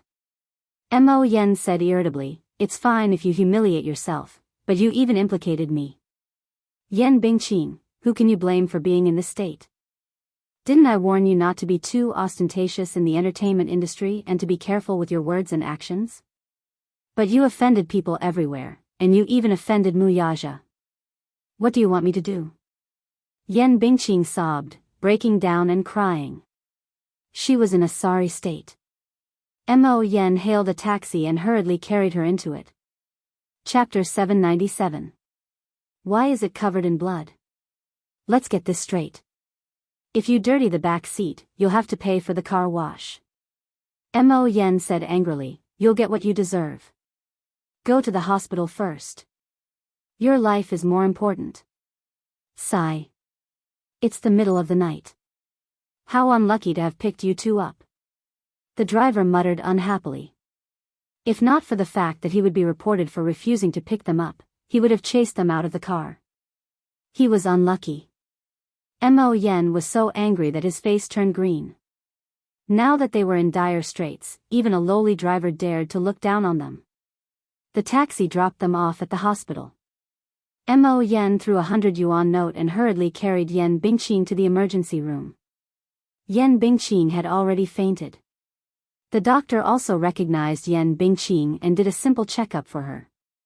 With a cold face, he said, the patient has miscarried and the child can't be saved. She needs a curettage operation. Are you her family member? No. The operation needs a family member's signature. Her family members are not in the capital. How can they sign it? Let me do it. Mo Yen signed. Before entering the emergency room, Yan Bingqing suddenly woke up. She found out from Mo Yen that she was indeed pregnant, but the child could not be kept and needed a curettage operation. She immediately grabbed his clothes tightly. Mo Yen was stunned and asked unhappily, "What's wrong now, my dear lady?" "Call Yang Shouqing and tell him that I'm pregnant with his child." Yan Bingqing said word by word. Mo Yen was shocked. His mind turned 1,000 times, but he quickly understood the meaning of her words and immediately called Yang Shouqing. Yang Shouqing was negotiating a business deal at a private club when he received Mo Yan's call. He was shocked to learn that Yan Bingqing was pregnant and had an accidental miscarriage. When he learned that Yan Bingqing was pregnant with his child, Old Master Yang was even more shocked and immediately rushed to the hospital. When Yang Shouqing was young, he was also a playboy who played with many female stars. Yan Bingqing was just one of the many mistresses he kept. However, Yang Shouqing was deeply attached to Yan Bingqing. He doted on her and used all the resources he had on her. The reason why Yan Bingqing was able to become Huanyu's #1 sister was all because of him. Without Yang Shouqing, Yan Bingqing was nothing. The reason why Yang Shouqing liked Yan Bingqing so much was because of her beauty, which completely catered to his taste. Looking at the entertainment industry, there were very few who could compete with Yan Bingqing in terms of beauty. Not long after Yan Bingqing debuted, he had been her sugar daddy. In the end, he actually developed feelings for Yan Bingqing. Hence, Yang Shouqing did not hesitate to throw a lot of resources on her to make her famous. Now, when he learned that Yan Bingqing was pregnant with his child, Yang Shouqing was happy. He had no children in his life, only 2 daughters. After his first wife passed away, he did not remarry.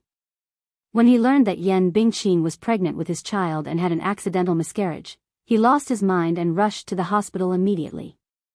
Yan Bingqing had just finished a curettage operation and was pushed into the ward when Yang Shouqing rushed over. He learned from the doctor that Yan Bingqing was pregnant with a boy. Unfortunately, she could not save the child and had a miscarriage.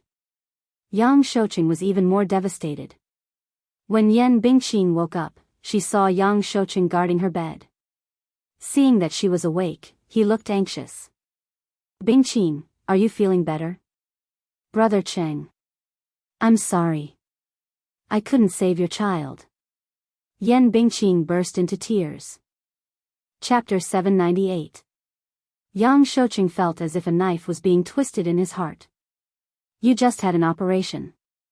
Don't be so agitated. Don't cry." Seeing the pain and helplessness on his face, Yan Bingqing was even more certain that Yang Shouqing was the only person she could cling onto at this moment. Therefore, she immediately put on a pained expression and cried, "Brother Cheng, I didn't know I was pregnant. If I knew I was pregnant with your child, would have been very, very careful. But, what should I do? The baby has been miscarried. Brother Cheng, our child is gone."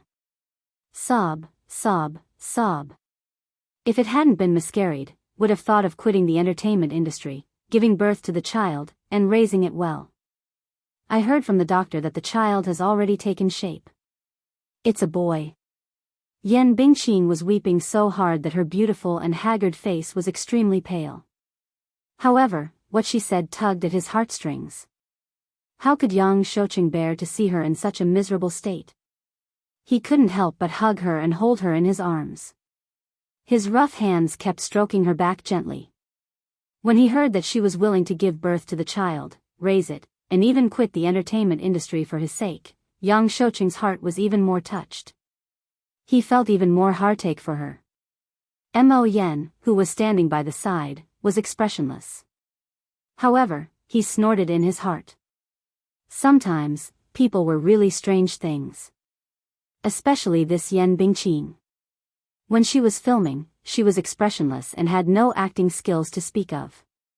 However, at this moment, she was acting quite well. She even said that she would quit the entertainment industry for the sake of giving birth to her child with Yang Shouqing. Was that possible? Yan Bingqing valued fame and fortune so much. If not for the fact that she was in dire straits now, she might have secretly aborted the child. Moreover, if she said that the child was Yang Shouqing's, was it really Yang Shouqing's? Only Yang Shouqing, who doted on and trusted Yan Bingqing unconditionally, would believe her. The reason why Yan Bingqing said these words now was nothing more than to cater to Yang Shouqing's fancy and place all her last hopes on him. However, only Yan Bingqing could do such a thing and play such a trick. Yang Shouqing really fell for it. He asked with concern, "I've been in Hong Kong for the past few days and only returned to the mainland a few days ago. I heard that you offended the higher-ups of Huanyu and were banned. I couldn't find you. What happened?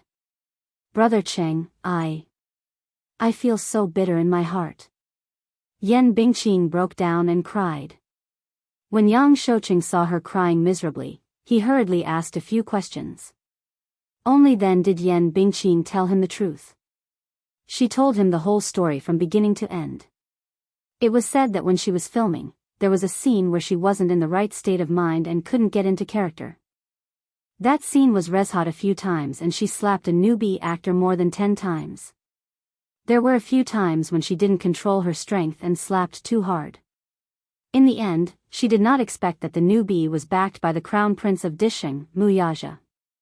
After offending Wuxia, he was blacklisted. But it's fine if he blacklisted me. I'm already so down and out, but this Yun Shishir won't let me off at all. She actually asked someone to come to my door and slap me back 16 times. Chapter 799.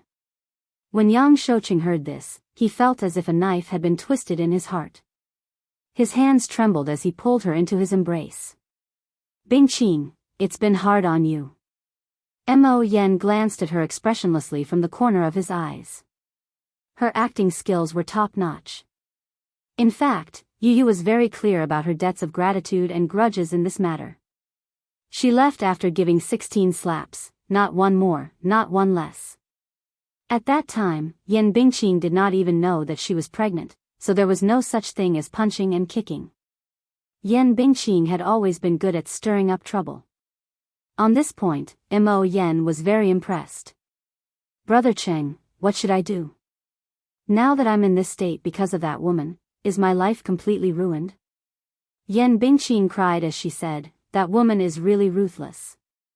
Even if I've done something wrong, she doesn't have to be so ruthless, right? To ban me to this state, what kind of mistake have I made? I've already sincerely apologized, but she forced me to this point. Not to mention the entertainment industry, I can't even survive in the mainland. My life is over, it's over. This Wuxia is too ruthless. Yang Shouqing nodded, his face sullen. However, this was the tricky part. In the huge capital, Yang Shouqing was not afraid of anything, but he did not dare to offend the Mu and Gu families. One was Mu Yaja, and the other was Gu Jinglian. Both of them were ruthless characters. They were young, but frivolous, young, but ruthless. Each of them was more ruthless than the other. Especially Mu Yaja, who was even more ruthless than Gu Jinglian. At least in the mainland market, Yang Shouqing had no right to speak in front of Mu Yaja. If not for Mu Yaja, this matter would have been easily settled if he had stepped in. In the capital, especially in the entertainment industry, Mu Yaja had the final say in everything. Yan Bingqing offended him and was undoubtedly seeking his own death. Seeing the complicated expression on Yang Shouqing's face, Yan Bingqing felt even more uneasy. She probed, "Big Brother Cheng, what should I do? In my current state, no one is willing to offend Mu Yaja for me. What kind of character was he? I used to think that he was a powerful figure, but I never thought that he could manipulate the entertainment industry with just a few words. Who exactly is he?" Yan Bingqing had rarely heard about Mu Yaja in the industry. She only knew that he was the most important person in Dishing Financial Group. Therefore, as the controlling shareholder of Huanyu Entertainment, one word from him could turn the entertainment industry upside down. Yang Shouqing looked a little troubled. "Bingqing, it's not that I don't want to stand up for you. It's just as you said, this Mu Yaja is a powerful figure. I don't dare to offend him." Hearing what he said, Yan Bingqing's heart thumped. Then, her face turned ashen and she fell into endless despair. If even Yang Shouqing did not dare to offend him, he must be really powerful. "Big Brother Cheng, if even you say that, I'm really done for." Chapter 800. "Brother Yang, all my overseas movie contracts have been cancelled," Yan Bingqing said sadly. Yang Shouqing was slightly surprised. "What happened?" "This matter has spread overseas. I heard that several international brands have good relations with Huanyu. The few movies that I signed contracts with before were all resources that Huanyu had fought for. Although they were only supporting roles, they could be plated with a layer of gold in Hollywood and solidify my position. But after this incident, those movie contracts have been cancelled." "Is that so?" Yang Shouqing muttered to himself for a while and said slowly, "Those are Huanyu's resources. You've offended Huanyu, so those movies are cancelled. I still have some resources that I can fight for you. There's a movie that's going to start shooting in Hollywood next year. I'll help you contact people and arrange for it." "Really?" Yan Bingqing was wild with joy as if she had seen a ray of hope in a hopeless situation. "When have I ever lied to you?" Yang Shouqing comforted her and patted the back of her hand. "Now that things have come to this, whether you want to film or not is another matter. Right now, the most important thing is to recover your body." Yan Bingqing nodded heavily. Yang Shouqing thought for a moment and said, "How about this? I'll arrange for you to go to Hong Kong to lie low for a while and recover your body first. If there's anything else, wait until you're better." "Okay, Brother Yang, I'll listen to you." Yan Bingqing looked wronged as she nestled in his arms like a little bird. Yang Shouqing patted her back that was trembling because of her sobbing and suddenly asked curiously, "So, this matter is all because of that newcomer?" "Yeah." "Who's that newcomer?" "She's quite famous." Yang Shouqing asked. Yan Bingqing's face immediately raised with a sinister expression. She gritted her teeth and said, "That woman's name is Yun Shishir. I feel like she has quite a background." Yun Shishir. Yang Shouqing came to a sudden realization. Who exactly was this woman? His old face suddenly twitched. He looked down at his 3 severed fingers and recalled Gu Xing's cold words, "I'm warning you, don't even think about touching Yun Shishir." Yun Shishir, that woman. The woman who caused him to lose 3 of his fingers. This Yun Shishir had quite the background. However, women in the entertainment industry would only gain power for a short while. Wait until she falls, see how he's going to kill her. Yang Shouqing thought angrily and said to Yan Bingqing, "Enough. I know. Don't worry. I won't let this woman off so easily. I'll definitely get justice for you." When Yan Bingqing heard this, she was overjoyed and cried out in surprise. "Brother Cheng, you really love me." "I love you." Yan Bingqing kissed his lips. Yang Shoucheng hugged the back of her neck tightly and deepened the kiss. Mo Yen sensibly retreated and shook his head at the same time. When Yun Shishir returned to the set, she found that Yan Bingqing was missing. She was confused and really thought that Mu Yaja had kicked Yan Bingqing out of the production team. Mu Shi also rushed to the set. When she saw her, she immediately leaned in front of her and scrutinized her face with her bright eyes. Yun Shishir was baffled by her actions and asked, "Why do you keep staring at me?" "It's fine, it's fine. The wound on your face has healed." Chapter 801.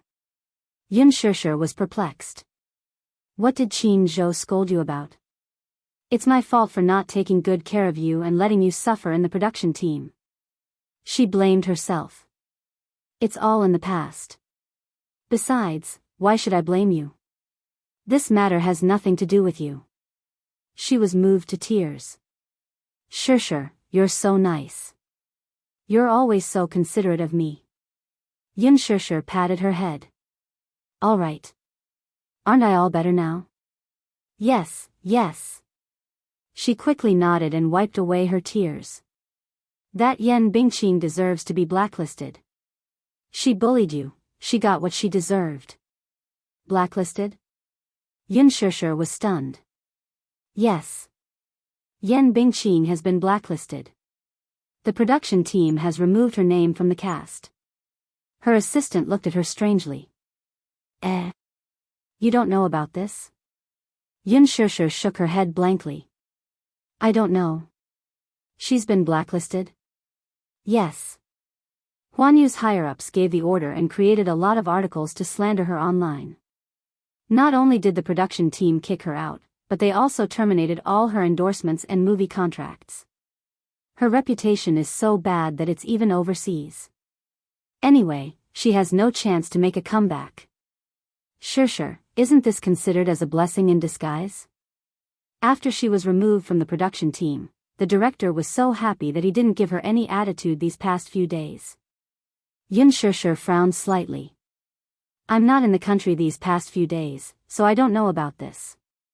Her assistant asked, "That's right. Where have you been these past few days?" "We lost contact for a few days, and Mr. Qin Zhou kept talking about you." "Oh, I went on vacation to recuperate." Sigh. "What a pity. You missed the biggest show of the year. You didn't see how Yan Bingqing was torn apart those few nights. She's so pitiful. Even I pity her." "Still, a pitiful person must have something hateful about her. She deserves it," her assistant said indignantly. "I still think that it's not thorough enough. You should let her apologize to you in public. Only then can you vent your anger." Hearing what she said, Yun Shishir suddenly realized that she seemed to have been tricked by Mu Yaja. Banning Yan Bingqing? Needless to say, this was definitely Mu Yaja's doing. He was the only one who could turn the entertainment industry upside down. Did he ban Yan Bingqing a long time ago? That day, she had been kept in the dark from the beginning to the end. She had even begged him to remove Yan Bingqing from the list. He even shamelessly offered such a condition. She actually fell for it. Damn it, how could this Mu Yaja be so black-bellied? Yun Shishir blushed. Then, Yan Bingqing has been removed from the cast. Who will play her role? Mu Shi opened her mouth and was about to answer when a voice sounded behind her. Yun Shishir. Yun Shishir. She turned around and saw a beautifully dressed woman with exquisite makeup slowly walking toward her. She was a little surprised. While she was in a daze, the woman was already in front of her. With a smile, she extended her hand to her. "Hello, I'm Lu Jingtian. You can call me Jingtian." Lu Jingtian? This face seems a little familiar.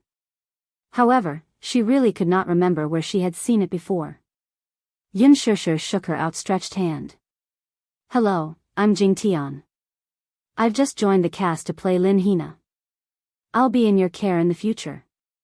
Lu Jingtian smiled sweetly with a friendly look in her eyes. Mu Shi suddenly stood at the side, not daring to speak. Chapter 802. Hee hee. You're really interesting. Lu Jingtian chuckled, but then she suddenly blurted out something that made no sense. With that, she turned around and left. Yin Shishir was even more confused. What a weirdo.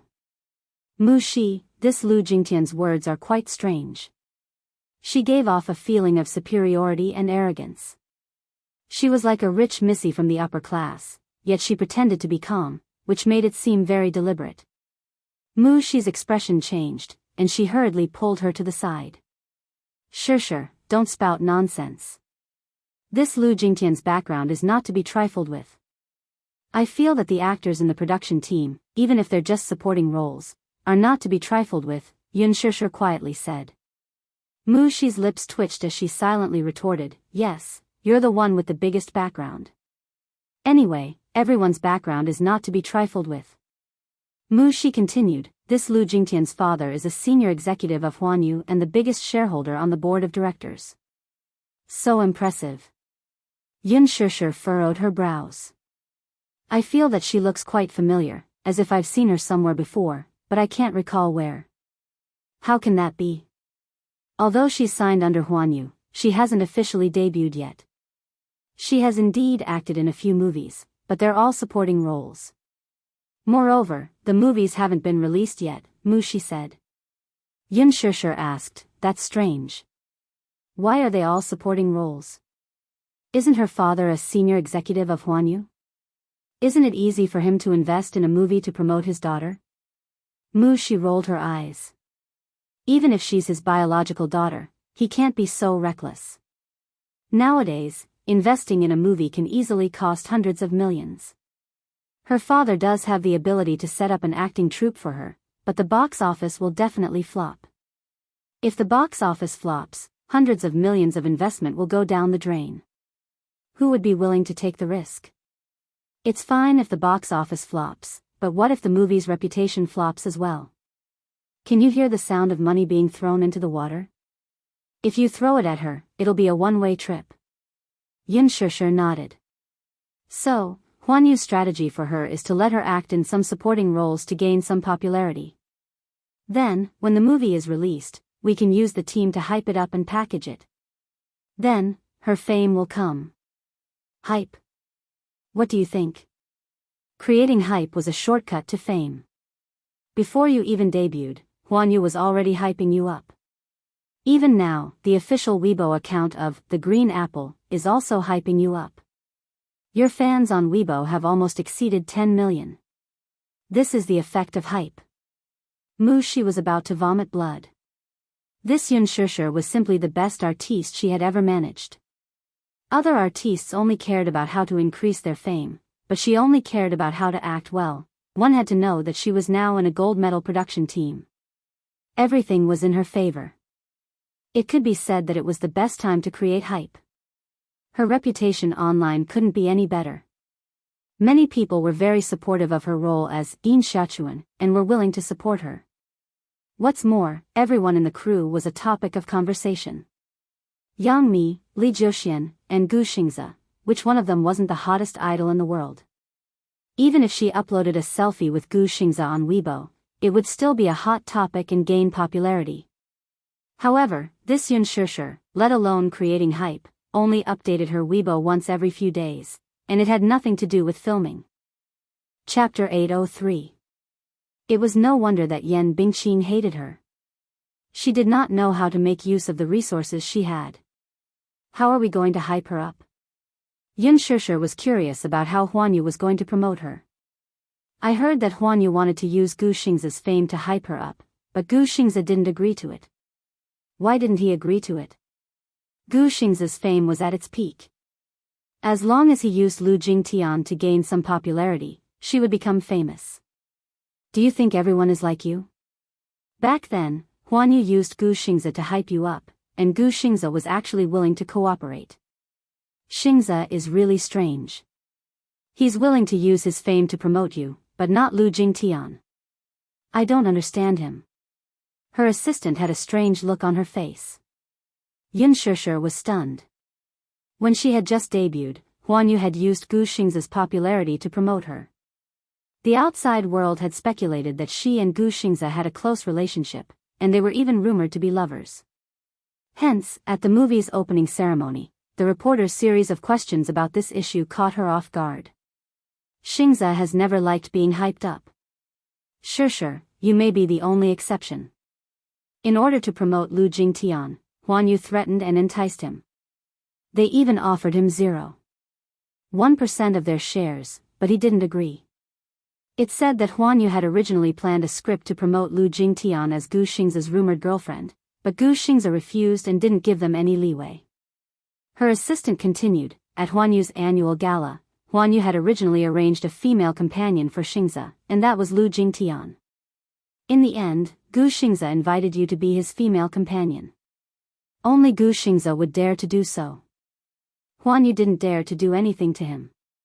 After all, Xingze is now one of Huan Yu's shareholders. With his status, Huan Yu wouldn't dare to act rashly if he didn't agree. Yun Shishir was stunned. At that gala, Xingze's female companion was originally Lu Jingtian? Yes. Xingze had initially agreed to it, but he ended up inviting her instead. Lu Jingtian was almost angered to death when he suddenly kicked her out. In a hurry, she had no choice but to rush to the gala alone. The topic is gone, and so is the buzz. That day, you were in the limelight as Gu Xingze's female companion. Don't be fooled by her courteous attitude toward you earlier. Who knows if she hates you deep down. Thank you for reminding me. Yun Shishir was halfway through her words when she suddenly realized something. It suddenly dawned on her why she found the other woman so familiar when she saw her earlier. At the mention of the gala, she recalled that Lu Jingtian was the woman who had tried to trip her up at the gala. He did not recognize her because her makeup was different from the day of the gala. On the day of the banquet, she was dressed extravagantly and wore heavy makeup. Today's makeup was more plain, so he couldn't recognize her immediately. Yun Shishir silently complained in her heart. This level of makeup was not much different from plastic surgery. It was no wonder she couldn't recognize her. It was as if she had changed her face. Makeup was indeed one of the sorcery. It could change a woman's appearance completely. Looking at Lu Jingtian now, she was no longer as stunning as she had been at the gala. Her facial features were neither beautiful nor exquisite, and neither did they stand out. She wondered what she looked like without her makeup. Yun Shishir carefully thought about it. It was no wonder that Lu Jingtian looked at her as if she had seen her enemy that day. It turned out that she had snatched her resources. Chapter 804. Thinking back on the smile that Lu Jingtian had given her earlier, she felt that it was really hypocritical. I haven't been in the industry for long, yet I've already made a lot of enemies. Am I that unpopular? Yun Shishir asked self-deprecatingly. Her assistant smiled. Shishir, you have to adjust your mentality. Having a lot of enemies only means that you're popular. People are jealous of you, so they target you. If you're unknown and not famous, who will take you seriously? Those who see you as a thorn in their flesh are all jealous of your resources. You can be considered a clear stream in the industry. Yun Shishir was stunned. This industry is really complicated. It is. Her assistant said. How many true friends do you think there are in this industry? The industry is so big, and there are only so many resources. Many of them are sneaky people who are fighting for fame and fortune. You must be more careful in the future. Even if you have a strong background, sometimes, you'll be in trouble if those people catch a little pain and use public opinion to attack you. Water can carry a boat, but it can also capsize it. You must maintain your image in front of your fans. Her assistant's advice was very pertinent. Yun Shishir heard it in her heart and smiled. Thank you, Mu Shi. Sigh, Shishir, you really don't know how lucky you are. If you don't have Huan Yu supporting you, how can a newbie like you win against Yan Bingqing? Yun Shishir said sincerely, to be honest, I don't have much ambition. Acting is just a hobby of mine. I've never thought of fighting for fame and fortune. It's just because I like it. I just see acting as an ordinary job and a way of life. Isn't it a little inconsiderate of you to meet someone like me who has no ambition? It's quite inconsiderate, her assistant said truthfully, hitting her sore spot. Yun Shusher's lips twitched. Do you have to be so blunt? Her assistant smiled. To be honest, if these words came out of someone else's mouth, it would sound very pretentious and pompous. Which person who entered this industry did not come for fame and fortune? Even if it was by accident at the beginning, after entering this circle and being influenced by others, it was difficult for him to maintain his original heart. However, when it came from Yun Shusher's mouth, it sounded very pure. If many artists had such unique resources like hers, they would have used all means to create hype. But Yun Shusher really treated acting as a job. But this circle is not an ordinary one. You have to be careful. Over the next few days, after Lu Jingtian joined the production team, her main task was to catch up on Yan Bingqing's scenes. Previously, Yan Bingqing acted as Lin Hana's character. After that incident, Yan Bingqing was banned and removed from the cast. Those scenes had to be res-hot. There were many scenes where Yun Shusher and Lin Hana had to be filmed together. Lin Fengtian kept the close-up shots of Yun Shusher, but the other scenes had to be res-hot. It had only been a few days since Lu Jingtian joined the production team. In the past, the production team had always been careful around this young missy, who was born in Huanyu's top management. Lu Jingtian was famous for her temper, which was not much better than Yan Bingqing's. In the past, when she was filming in another production team, she would often vent her anger on the production team whenever she had a disagreement. Her temper was notoriously bad. Chapter 805. From the start to the end, the gentle and friendly side she displayed in front of the production team took everyone by surprise. What was also surprising was that she did not find trouble with Yun Shusher and got along well with everyone in the production team. When it came to the basement scene, Lu Jingtian did not make things difficult for Yun Shusher like Yan Bingqing did. Instead, she did her homework in advance. Her gaze, positioning, lines, and expressions were all done in one go. For the slap scene, she used Meng Qiqi's technique and did not insist on using real weapons like Yan Bingqing did. Hence, she passed the scene with just 3 NGs. The result was very good, and Lin Fengtian was very satisfied. Mu Shi was shocked. It was said that a dog could not change its habit of eating feces. Lu Jingtian's personality had changed drastically. She was no longer as arrogant and unreasonable as before. It was as if she had become a completely different person. Mu Shi was taken aback and found it hard to believe. However, Yun Shusher was naturally happy to be able to get along with her peacefully. Ever since Yan Bingqing's incident, those in the production team who had offended Yun Shusher in the past had sincerely apologized to her. This included Yang Mi, who had changed her attitude toward her and was intentionally or unintentionally close to her. After getting along with her, Yun Shusher felt that Yang Mi was a decent person. Although she was a little shrewd and scheming, she was not like Yan Bingqing, who had so many thorns that it hurt. Yang Mi had debuted for almost 10 years. She had acted in a drama when she was young and officially entered the entertainment industry at the age of 17. In terms of qualifications, she was also a senior. Yun Shusher had always been humble toward her. Yang Mi had also completely changed her opinion of her. Initially, she was a little annoyed with Yun Shusher, thinking that this newbie must have used dirty means to obtain so many resources when she had just debuted. However, after getting along with her, she admired Yun Shusher's true nature and turned her enemy into a friend. Sometimes, she would even upload selfies with Yun Shusher on Weibo. Yun Shusher also learned how to use Weibo and often interacted with the other actors in the production team.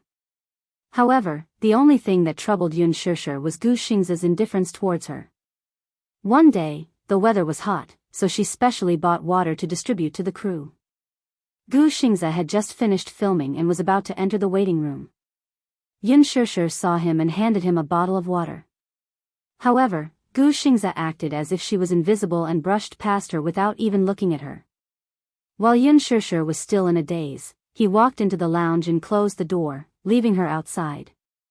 What had happened to make him so estranged from her? Could it be because of what happened that day? Xianxia inevitably felt down. In her heart, Gu Xingze was undoubtedly a senior worthy of respect. He had helped her a lot, but now, he was like a stranger to her. She could not help but feel disappointed. Mu Shi saw it all, too. She, too, could not understand how the superstar and Xianxia seemed to have been separated by a vast expanse of wilderness overnight. They were like strangers, no different from strangers. They used to be very close. She still remembered that Gu Xingze was even willing to arrange Qin Zhou, his trump card, for Xianxia's sake. Back then, Qin Zhou became Xianxia's manager because Gu Xingze added fuel to the fire. Why was their relationship so strained now? What in the world had happened? Mu Shi was worried, but she did not dare to ask. Chapter 806. Xianxia had a feeling that Gu Xingze was avoiding her on purpose. But she could not figure out what Gu Xingze was thinking. After all, they were on the same set and they would see each other often. His cold attitude towards her undoubtedly made her feel uneasy. It was probably because she was bothering him. Xianxia thought for a while and smiled mockingly. She had no choice but to turn around and leave. In the waiting room, Gu Xingze leaned against the door and listened to Xianxia's footsteps as she walked away slowly. A trace of pain and loneliness appeared on his originally cold face. He did not want to deliberately give her the cold shoulder. It was because he knew that if he did not control his feelings for her, once he lost control, it would be out of control. It was not that he was a coward and did not dare to fight for her, but that he might not even have the right to fight for her. The person in Xianxia's heart was not him, was it? Then, his love would only become a burden and hurt her. Maintaining distance and estrangement was the only way. This was the first time in his life that he had feelings for a woman, but it was probably going to end in vain. He slowly sat down on the sofa and let his body sink into it. He casually picked up a bottle of mineral water, opened it and took a few sips. Suddenly, he was upset and raised his hand to throw the bottle of mineral water at the makeup mirror. Crack, crack, crack. Cracks appeared on the huge mirror. The table was in a mess. When the assistant Roa Bing walked in, the whole waiting room was in a mess. All the makeup tools were scattered on the floor and the mineral water bottle was lying on the table. Water kept dripping onto the floor. She was shocked and looked around. Soon, she saw a person huddled up in the corner. Gu Xingze was rubbing his hair and his face was buried in the shadows. His hair covered his forehead and his expression could not be seen clearly. However, he looked lifeless. Roa Bing was shocked. She had never seen Gu Xingze show such a weak and helpless expression on his face. It was as if he was an orphan abandoned by the whole world. She walked over and carefully put her hand on his shoulder. Gu Xingze did not move. He just sat quietly in the corner and did not move at all. Even the rise and fall of his breath was so weak. Xingze, what's wrong? Roa Bing asked softly with a concerned expression. Gu Xingze did not speak and only turned his body slightly. Roa Bing's hand fell from his shoulder. She looked up at the room and the messy dressing table and shook her head slightly. She said softly, Xingze, I'll clean this place up first. Well, if there's anything you're unhappy about, you can tell me. Gu Xingze remained silent and did not say a word. Roa Bing began to clean up. She cleaned the water stains on the floor and tidied up the bottles on the dressing table. Suddenly, she heard the sound of a cigarette lighter behind her. Her face froze for a moment. She turned around and saw that he had lit a cigarette. She was shocked. When did he start? He did not have the habit of smoking in the past. After recovering from her shock, Roa Bing quickly walked over and took the cigarette between his fingers. She stepped on it and put it out on the ground. Gu Xingze raised his head slightly. His eyes were covered by his fringe and revealed a cold gaze. Roa Bing was slightly shocked by him, but she still mustered up her courage and asked, Xingze, why did you suddenly start smoking? Chapter 807. You can't smoke anymore. You still have to record an album tomorrow and record a demo for the movie theme song. Your throat will be damaged if you continue like this. Gu Xingzi glanced at her coldly, but quietly took out another cigarette from the cigarette box, lit it again, and took a deep puff. The flickering sparks were weak, but they lit up his cold eyes. Ruo Bing could not do anything to him. She squatted down and said patiently, Xingzi, is there something bothering you? You can talk to me. There's no need to make things difficult for your body. Gu Xingzi remained silent, ignoring her as if she were air. Ruo Bing looked embarrassed, but she could not do anything to him. She had been by Gu Xingzi's side for a few years. She knew very little about Gu Xingzi. She only knew that he was an extremely sentimental person. Other celebrities changed their assistants again and again, but he never changed. From the beginning to the end, it was still the two assistants who had been by his side since his debut. He would keep the things he loved by his side, no matter how old they were. He was the nation's top idol, a superstar of his generation, and an insulator against gossip. So many female celebrities flocked to him, but he was all alone from the beginning to the end. Other than that, she did not know anything else about him. Perhaps, no one had ever been able to enter his heart. When Gu Xingzi was studying abroad at the age of 15, he was spotted by a talent scout and was recommended to Huanyu. He officially signed a contract, starred in his first movie, and released his first album. He was famous. Until then, his career had been smooth sailing. But on the surface, aside from the limelight, Gu Xingzi only gave people a feeling. Lonely, lonely. Yes, lonely. Other than Qin Zhou, there was probably no one who could really get close to him. It probably had something to do with his childhood. It was said that he was the illegitimate son of the Gu family in the capital. When he was young, his mother died early. At a very young age, he was exiled by the Gu family to a foreign country and lived alone. Until he met Qin Zhou at the age of 15. In Ruo Bing's eyes, he had always been cold, like a high and mighty prince who was difficult to get close to. However, this was also the first time she had seen him lose control like this. For a moment, she couldn't do anything to him. Xingzi, you still have a scene in the afternoon. Are you okay in this state? No. He finally opened his mouth. Ruo Bing finally calmed down. That's great. Adjust your condition and rest early. With a cigarette in his mouth, he lowered his gaze. Right now, acting was the best way for him to vent his emotions. Sometimes, he really wished that time would stop. She lived her entire life in the drama.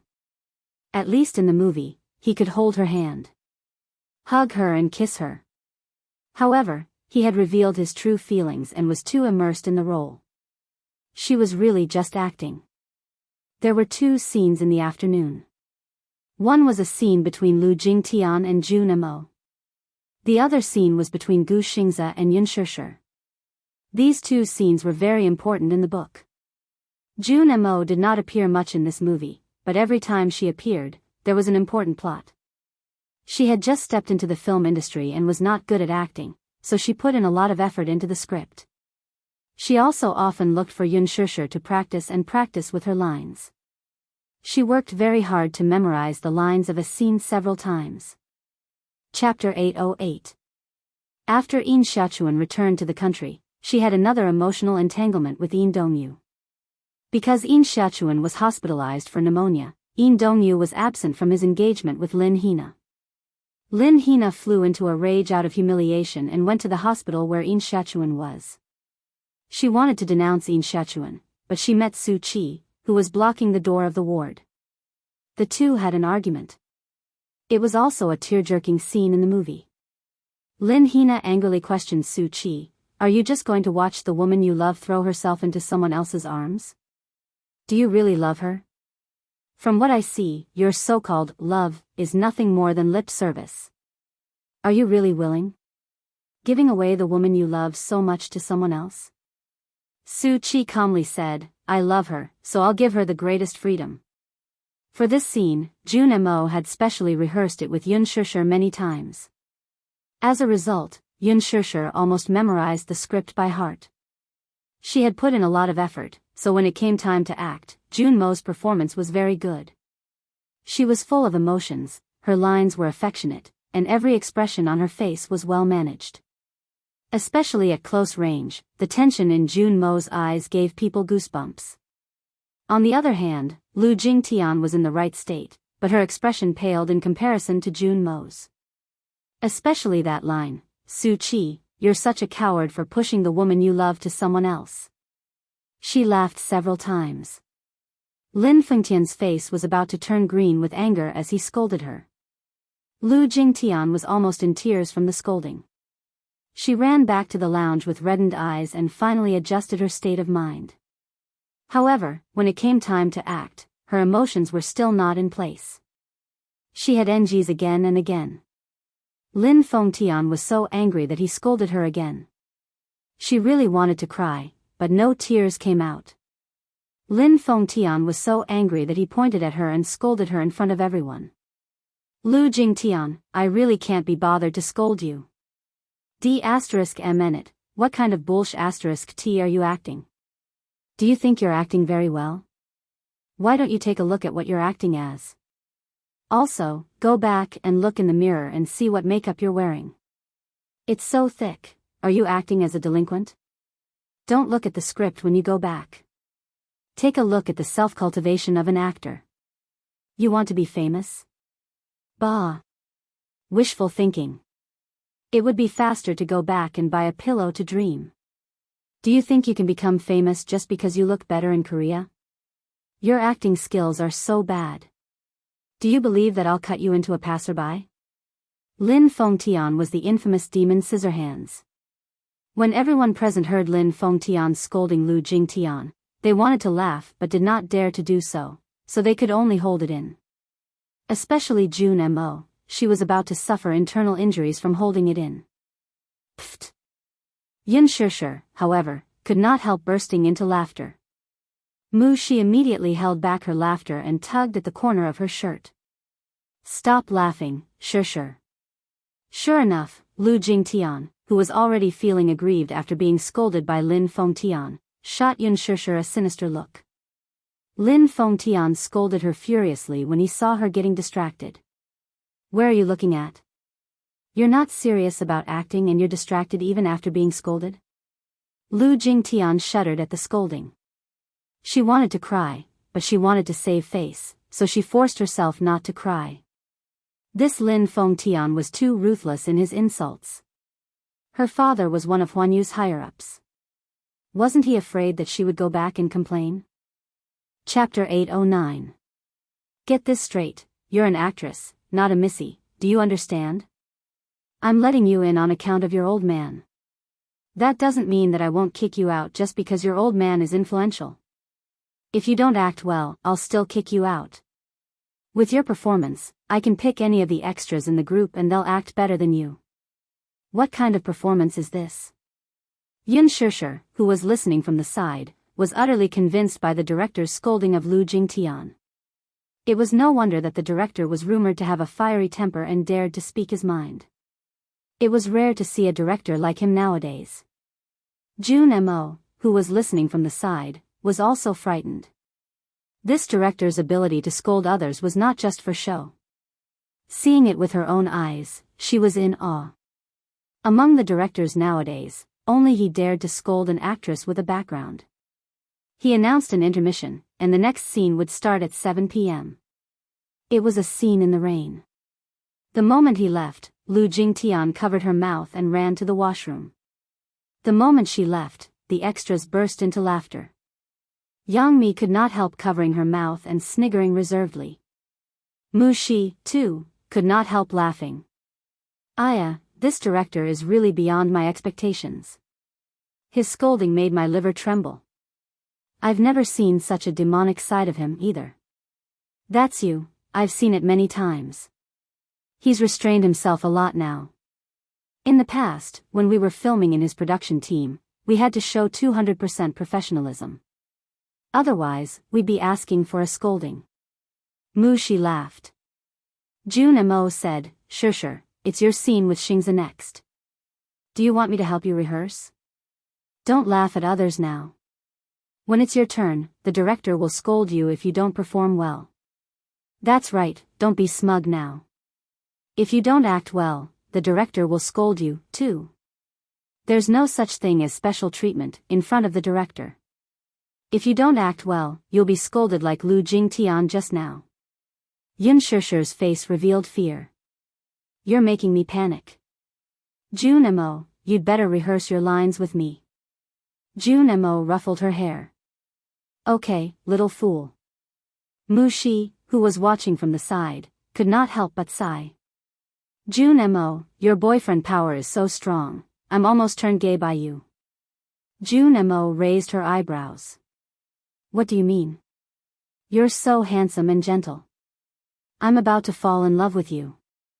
Jun Mo blushed and was a little shy. Yun Shishir rebuked, Mu Shi, you're so naughty. You know that our Jun Mo gets shy easily, yet you still tease her like this. Ha ha. In the afternoon, an uninvited guest came to the set. Yun Shishir had just finished rehearsing with Jun Mo and went to buy a few boxes of water to distribute to the staff as usual. She had just returned to the set when she saw a familiar face. Song Enya. Yun Shishir was stunned. Why was she here?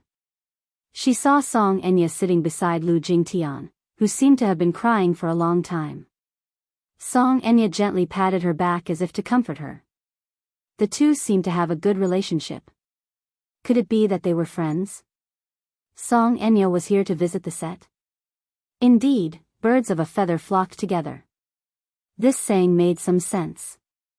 Seeing Yun Shishir looking at Song Enya, Jun Mo looked over and recognized the latter at a glance. She was a little surprised to see Song Enya's gaze on Yun Shishir. Shishir, you know Song Enya? Chapter 8:10. Song Enya looked at Yun Shishir as well. Suddenly, she lowered her head and exchanged a few words with Lu Jingtian. She did not know what they were talking about, but the latter turned to look at her with a pair of eyes that revealed a hint of contempt. Yun Shishir held Jun Mo's arm and wanted to leave, but Song Enya walked over and blocked her path. Oh, I was wondering who it was. Turns out it's the shameless mistress. Song Enya whistled and looked at her with disdain. Lu Jingtian did not step forward, perhaps due to the fact that they were on set. With Yan Bingqing as an example, she did not dare to find trouble with Yun Shishir on set. Song Enya, on the other hand, did not need to be wary of anything. Yun Shishir glanced at her expressionlessly. She could not be bothered to talk nonsense with her and walked around her to leave. Song Enya took a step forward and blocked her path, not letting her go. What's wrong? Are you hiding from me? Are you feeling guilty? A tree needs its bark, and a man needs his face. Since you dared to be a third party, don't feel guilty. Do you still want your face after doing such a despicable thing? Song Enya's words were extremely provocative. It was clear that she wanted to settle old scores with Yun Shishir. Song Enya's voice was so loud and high-pitched that almost everyone on set could hear what she was saying. However, in the huge set, almost no one except Yang Mi knew her. As the mayor's daughter and a socialite in the upper-class society, Yang Mi naturally knew who she was. It was just that celebrities like Li Jiuxian, who had just debuted, naturally did not know who the mayor's daughter was. However, when they heard the words mistress and despicable business coming out of Song Enya's mouth, they could not help exchanging glances with each other. Mistress? Yun Shishir is a third party? Yang Mi frowned slightly. She did not know what was going on, but she knew that Song Enya was clearly looking for trouble with Yun Shishir. It can't be, right? Who's this woman? I don't know her, but she's so pretty. She's even prettier than Lu Jingtian. She doesn't look like a celebrity. Look at her noble aura and arrogant attitude. She looks like a rich missy. Yes. She's more elegant and beautiful than Lu Jingtian's. What does she mean by Yun Shishir being a mistress? Is Yun Shishir's a third party? How's that possible? I don't believe it. How can Shishir be a third party? Everyone could not help but whisper behind the scenes. Jun Mo, who was listening from the side, frowned. Just as she was about to step in, Yun Shishir reached out to stop her. She then met Song Enya's provocative gaze, but her face remained calm and collected. Miss Song, you're sick, and you're seriously sick. U.S. nuts. She's eyes. Song Enya's eyes turned sharp. How dare you say that I'm crazy? What right do you have to talk to me like that? Oh, my.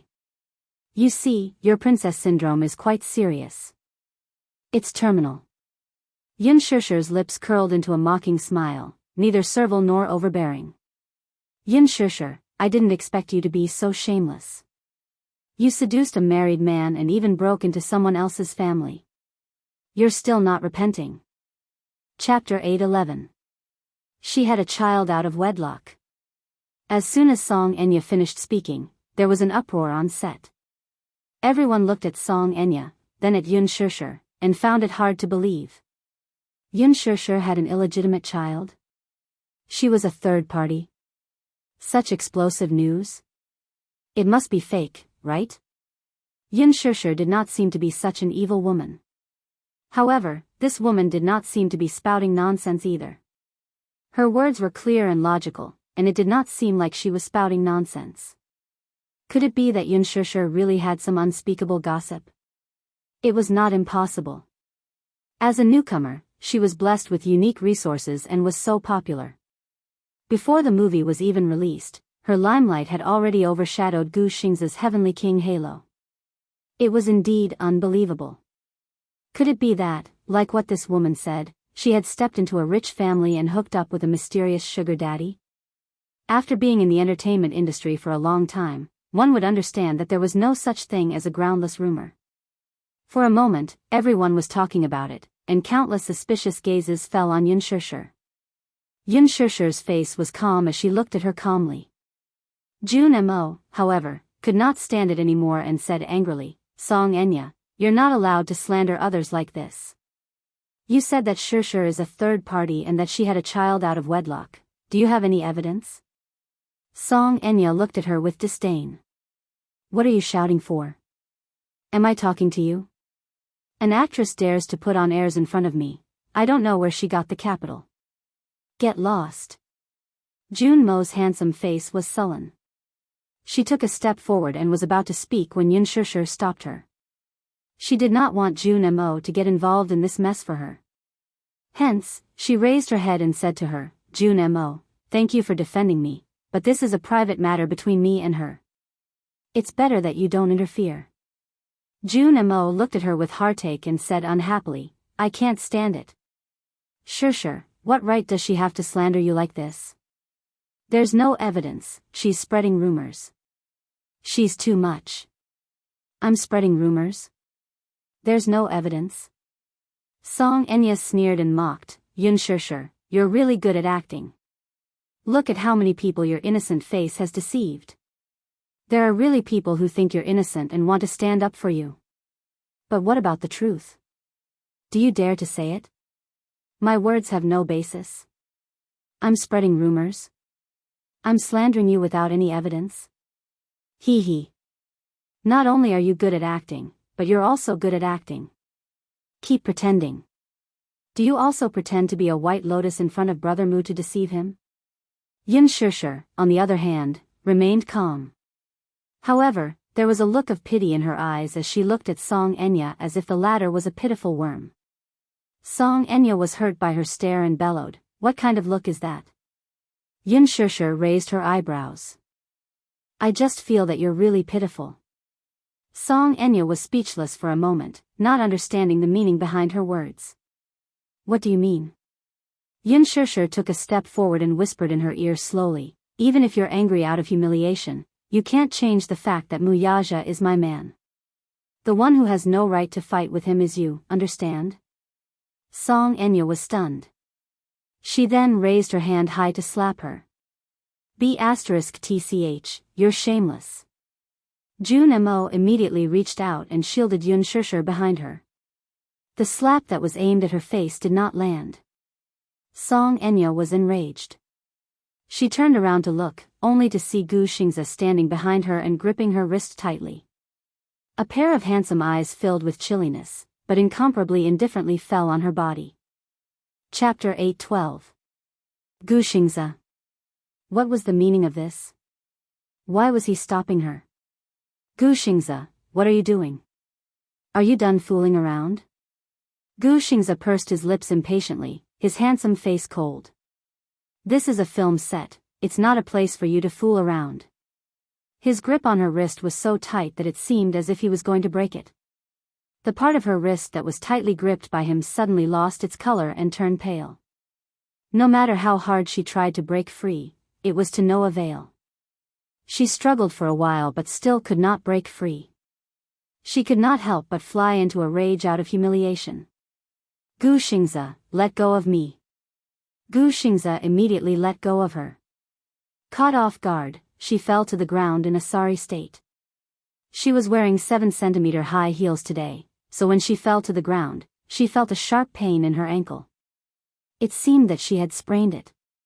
Feeling wronged and resentful, she raised her head to look at Gu Xingzi in displeasure. Gu Xingzi lowered his head and looked at her coldly.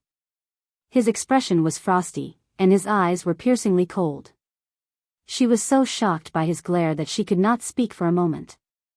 Lu Jingtian turned pale with fright when she saw this. She immediately went forward to help her up. Gu Xingzi, why are you helping her, too? She was so angry that she even forgot to maintain her composure. Gu Xingzi expressionlessly said, Song Enya, I don't have the patience. Don't be unreasonable in front of me, it's very annoying. She was so frightened by his cold glare that she fell silent. Lu Jingtian, who was standing at the side, opened her mouth to say something, but Gu Xingzi swept a glance at her and coldly said, Shut up. She did not dare to speak again. Gu Xingzi, you're too much. Her eyes were red, and it was obvious that she was about to cry from anger. Have you had enough? I told you to shut up, didn't you hear me? Gu Xingzi suddenly raised his voice. Who let this miscellaneous person in? Miscellaneous personnel? Song Enya was startled. Just as she was about to retort, Lu Jingtian sensibly tugged at her arm, gesturing for her to stop talking. The security personnel rushed over at once. Glancing at Song Enya and Gu Xingzi with trepidation, he whispered, It's me. From tomorrow onwards, you don't have to come anymore, Gu Xingzi said coldly. The man was shocked at first, but then he nodded helplessly. Gu Xingzi said again, Chase her out. In the future, no one is allowed to enter. Song Enya stared at him in disbelief, but before she could say anything, she was chased out of the set by the security personnel who had rushed over upon hearing the news. From beginning to end, Jun Mo shielded Yun Shishir behind her. Only after the latter was chased away from the set did she turn around with a worried look and ask, Shishir, are you all right? Nothing. What can happen? Yun Shishir raised her eyebrows, but she didn't think much of it. Aren't you angry at her for saying that about you? Why should I stoop to her level when she's just a lunatic? Lu Jingtian glanced at her, snorted, and returned to her seat. Gu Xingzi suddenly walked over and grabbed Yun Shishir's arm tightly. Startled, she looked up and saw a strange anger on Gu Xingzi's face. Xingzi, Gu Xingzi pulled her away. Yun Shishir was confused. She did not understand what he was trying to do and only let go of her hand when he pulled her to a secluded corner. Xingzi, what's wrong with you? Chapter 8:13. Yun Shishir was shocked by his sudden action. She looked up blankly and saw him looking down at her. His eyes were deep and his face was sullen. Xingzi, just now, she said that you were a third party and that you had a child out of wedlock. Gu Xingzi opened his thin lips slightly and said coldly, How do you feel after hearing such humiliation? Yun Shishir was stunned by his question and did not speak for a long time. Why? You're not talking? Is this your choice? Gu Xingzi glared at her angrily. Yun Shishir, is this your choice? Do you like to humiliate yourself so much? What do you mean? What can he give you? Glory and wealth? A glorious title or endless fame and fortune? And then, these slander, humiliation, abuse, and contempt. Are all these what you want? Yin Shishir was stunned. Even though his face was cold and his tone was cold, she still caught a flash of pity in his eyes. He was feeling sorry for her. Yin Shishir was a little speechless. Gu Xingzi continued, glory and wealth, fame and fortune, I can give you what he gave you. But, if I were your man, I would never let anyone slander you, humiliate you, or abuse you. Yin Shishir was tongue-tied. Gu Xingzi's tone suddenly became gentler. His handsome face moved closer to her and the anger in his eyes was replaced by tenderness and vulnerability. He looked at her with heartache and wanted to hug the woman in front of him tightly. But he couldn't. Gu Xingzi closed his eyes and said in a hoarse voice, Shishir, if you met me before him, would you choose me? If she met him before Wuxia, would she choose him? Yin Shishir was stumped by this question. Xingzi, I've always treated you as an outstanding senior. Gu Xingzi interrupted, can you not be a senior? Yin Shishir was stunned. Yin Shishir, in your eyes, am I really just a senior? Gu Xingzi slowly opened his eyes. His voice and eyes regained their calmness. Yin Shishir, I've always thought that I was a person who stood aloof from worldly affairs. But after meeting you, for the first time, I wanted to fight for something. He had always thought that his heart would never be moved again. He even thought that he would be alone for the rest of his life.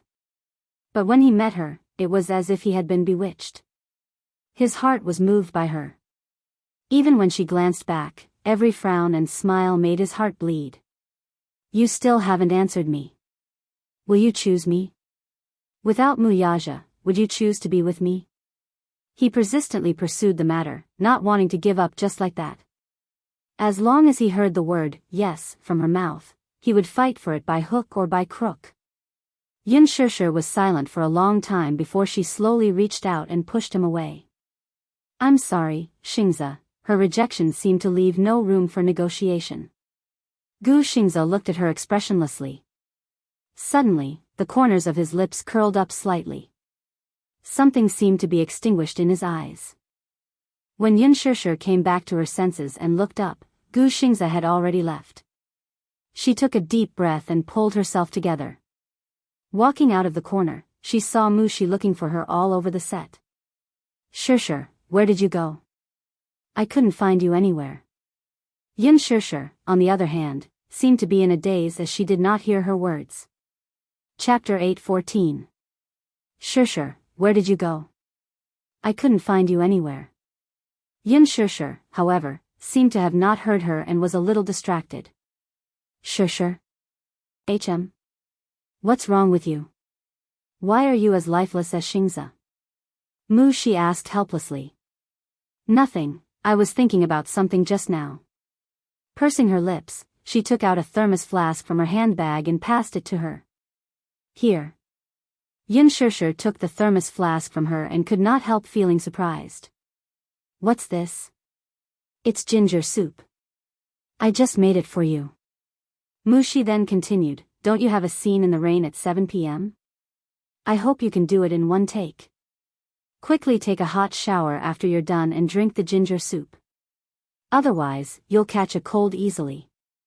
Mushi knew that today's scene was a scene in the rain, so she quickly cooked a bowl of ginger soup. Yin Shishir thanked her gratefully. Thank you. Aya, it's nothing. I'm your assistant. I've arranged everything for you. Mushi smiled. At 7 p.m., the sprinklers were in place, and the shooting location was set in the hotel's parking lot. After Lin Fengtian arranged the camera positions, the script clerk rushed over and asked the actors to be in place immediately. This scene was about Yin Dongyu's absence from his engagement with Lin Hina because of Yin Xiaochuan's fever. In the ward, he mistakenly thought that she was asleep and revealed his feelings for her, which had been hidden in his heart for many years. Yin Xiaochuan suddenly opened her eyes. In fact, she was awake. When she heard that Yin Dongyu also had such restrained feelings for her, she questioned why he was not with her. Yin Dongyu reacted abruptly and panicked. He left the ward and wanted to drive away. Yin Xiaochuan chased after him. In the rain, the two's emotional entanglement was pushed to the climax. In terms of makeup, Ding Ning specially put on nude makeup for her to highlight her sickly haggardness. When the makeup was done, Ding Ning took a look and could not help but be stunned. Her haggard makeup, pale face and lips, as well as her pair of ethereal eyes, actually revealed a sense of poignant beauty. So beautiful. The script clerk came to rush her again. Yun Shishir quickly got up. On set, the lights and cameras were in place. Yun Shishir just arrived and saw Gu Xingzi sitting in his seat with the makeup artist touching up his makeup. Gu Xingzi also saw her. His gaze fell on her pale and haggard face, and his heart clenched. However, when he realized that it was because of the makeup, he calmed down. Scene 28, Scene 1. Yun Shishir glanced at Gu Xingzi in a daze for a moment before she rushed forward with her umbrella. She had only taken a few steps when Lin Fengtian cut her off. This scene is very important, so I'll have to trouble you to bring out your 200%. Please, Yin Shechuan chased after him anxiously. Where's the anxiety on your face? I'm sorry. I'll adjust my state right away. Yun Shishir immediately apologized. She had indeed been distracted for a moment, so much so that she lost her composure when she took the first step. Lin Fengtian said sternly, Yun Shishir, you're very talented and have a high level of understanding. I hope you won't disappoint me. Even though he admired her, filming was work. If there were any mistakes at work, he would not be merciful. He was very clear about both the inside and outside of filming. Chapter 8:15. Mu Shi watched from the side with trepidation, only hoping that this scene in the rain would end quickly. The Green Apple, Scene 28, Scene 2, Action. The filming was still not progressing smoothly. The main reason was that Gu Xingzi was not in the right state. Yun Shishir, on the other hand, was lacking in her vision. Lin Fengtian, who was sitting in front of the monitor, felt that the two were not in the right state and seemed to be preoccupied with their own thoughts. Gu Xingzi, in particular, had either a misty look or a deep look in his eyes. The intense emotional struggle in Yin Dongyu's eyes could not be expressed properly. Yun Shishir, on the other hand, had the vision and could recite her lines well, but her expression was awkward. It was an indescribable awkwardness. Lin Fengtian cut and then announced, "We'll take a 15-minute break." Mu Shi immediately went forward with a blanket and covered Yun Shishir with it, helping her back to her seat. Gu Xingzi sat beside her, too, but he did not look at her, treating her as if she were air. There was no interaction throughout. Lin Fengtian was observant and vaguely sensed that there was something fishy between the two. Hence, he walked to Yun Shishir, sent Gu Xingzi away, and sat in his seat. Shishir, you're not in the right state today. What are you thinking about? I was distracted. Sorry. He waved his hand. I don't want to hear this. Have you been in a relationship before? I guess. I've been in a relationship before. Imagine him as the man you love deeply and then put yourself in the role. Imagine the man you love deeply, and he clearly loves you back, but he doesn't dare to love. He played up her emotions. For the next scene, you must show Yin Shechuan's anger and hysteria. Yun Shishir was very perceptive and easily understood what he wanted her to express. Director Lin, thank you, I understand. Try to pass in one scene. With that, he walked to Gu Xingzi's side. His face sank in an instant. Xingzi, for this scene, you just need to follow your inner struggle. Gu Xingzi was stunned. Lin Fengtian tapped the table with his fingertips and snorted. Do you think I can't tell? You like Yun Shishir, don't you? Gu Xingzi looked up. His face was pale and his eyes were hollow. Your current state of mind is very suitable for this scene. Yin Dongyu's inner drama. Think about it carefully and express all your inner thoughts later. That will do. Lin Fengtian's eyes were sharp. How could he not see Gu Xingzi's feelings for Yun Shishir? He liked her. But this fondness could only be buried in the bottom of his heart. Gu Xingzi frowned slightly. Lin Fengtian stood up and patted him on the shoulder. Think about it carefully. Try to pass it in one go." With that, he left. Gu Xingze looked up and his eyes met with Yun Shishir's. She was sitting not far away from him. When she saw that he was looking at her, she immediately looked away. 15 minutes passed quickly. Yun Shishir and Gu Xingze returned to the scene. The staff held up a hose and sprayed it into the sky, creating an artificial rain curtain. The Green Apple, Scene 28, Scene 7, Action. Yin Dongyu. Yun Shishir screamed hysterically. From the start, she was in the right state of mind. This scream was so loud that her voice almost broke. Chapter 8:16. Gu Xingze stood in the rain with his back to her. Yun Shishir rushed into the rain. Seeing that he had stopped in his tracks, she slowly walked forward and tried to hold his hand. However, the moment her trembling fingertips were about to touch his hand, Gu Xingze retracted his hand as if he had been electrocuted. Yun Shishir's eyes revealed an extremely hurt look. "Brother," a helpless and weak cry directly hit the weakest part of people's hearts. Yun Shishir said in a hoarse voice, "Why are you always running away from me? Why? Why do you love me too? Why do you always want to run away from me when you love me so much? What are you running away from?" Gu Xingze's heart trembled slightly, but he quickly suppressed the turbulent emotions in his heart and pretended to be calm. "I'm not running away. You are. You clearly are." Yun Shishir broke down and said, "You've always been running away from me. Always." As she spoke, she reached out and hooked her hand around his. This time, he did not avoid her. Yun Shishir stared at his back again and said carefully, "Didn't we agree in the past? We'll be together for life, forever. Have you forgotten what you promised me?" Her pale lips trembled uncontrollably as she pleaded in a broken voice, "Brother, love me, okay?" There was a long silence. Lin Fengtian immediately zoomed in and gave Yun Shishir a close-up shot. The fragile look in her eyes was full of tension. Lin Fengtian secretly cheered in his heart. The dead silence felt like a century. After a long time, Gu Xingze sighed and muttered, "How should I love you?" He turned his head and the camera zoomed in on his face. Gu Xingze frowned slightly. The hesitation and vulnerability in his eyes were almost obvious. Even Yun Shishir's heart could not help but tremble when she saw this gaze. "Shechuan, how should I love you?" The scene finally passed. Lin Fengtian stood up and applauded in shock. Yun Shishir also left her character with a gratified smile on her face.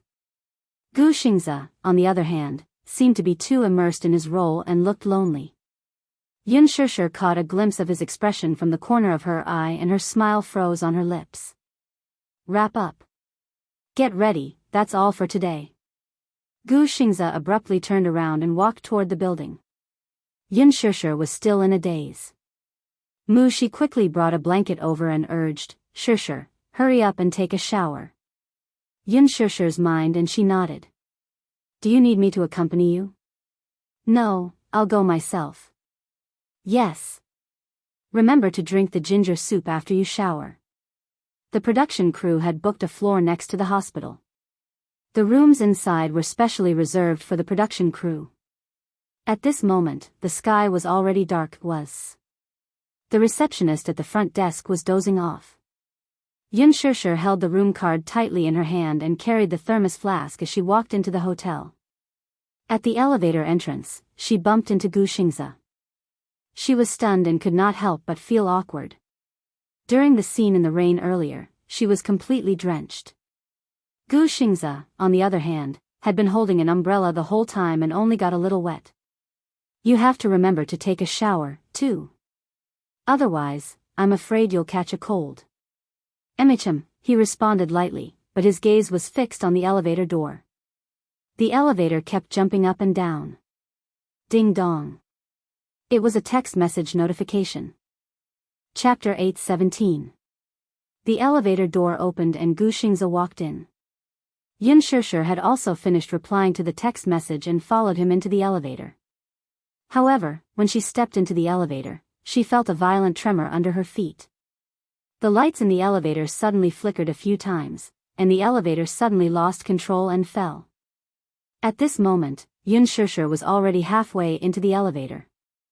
Just as the elevator was about to lose control and fall and she was about to be caught, Gu Xingze quickly grabbed her arm and pulled her into the elevator. Yun Shishir lost her balance and fell into his arms. Bang! Her phone fell to the ground. The two of them fell to the ground together because of the tremor in the elevator. Then, they felt a strange centrifugal force and the elevator continued to fall. Bang! It was as if it had fallen to the bottom. After a short moment of suffocation, there was a loud clang. The entire floor of the elevator seemed to have collided violently, and it was so loud that their ears were buzzing. Gu Xingze subconsciously hugged Yun Shishir tightly in his arms. At that moment, he felt as if his bones were about to break from the impact of his back hitting the ground. Then, the entire elevator shook and the lights flickered. Everything returned to silence. At this moment, the elevator door slowly closed. Yun Shishir could not react in time. She did not realize what had happened at all.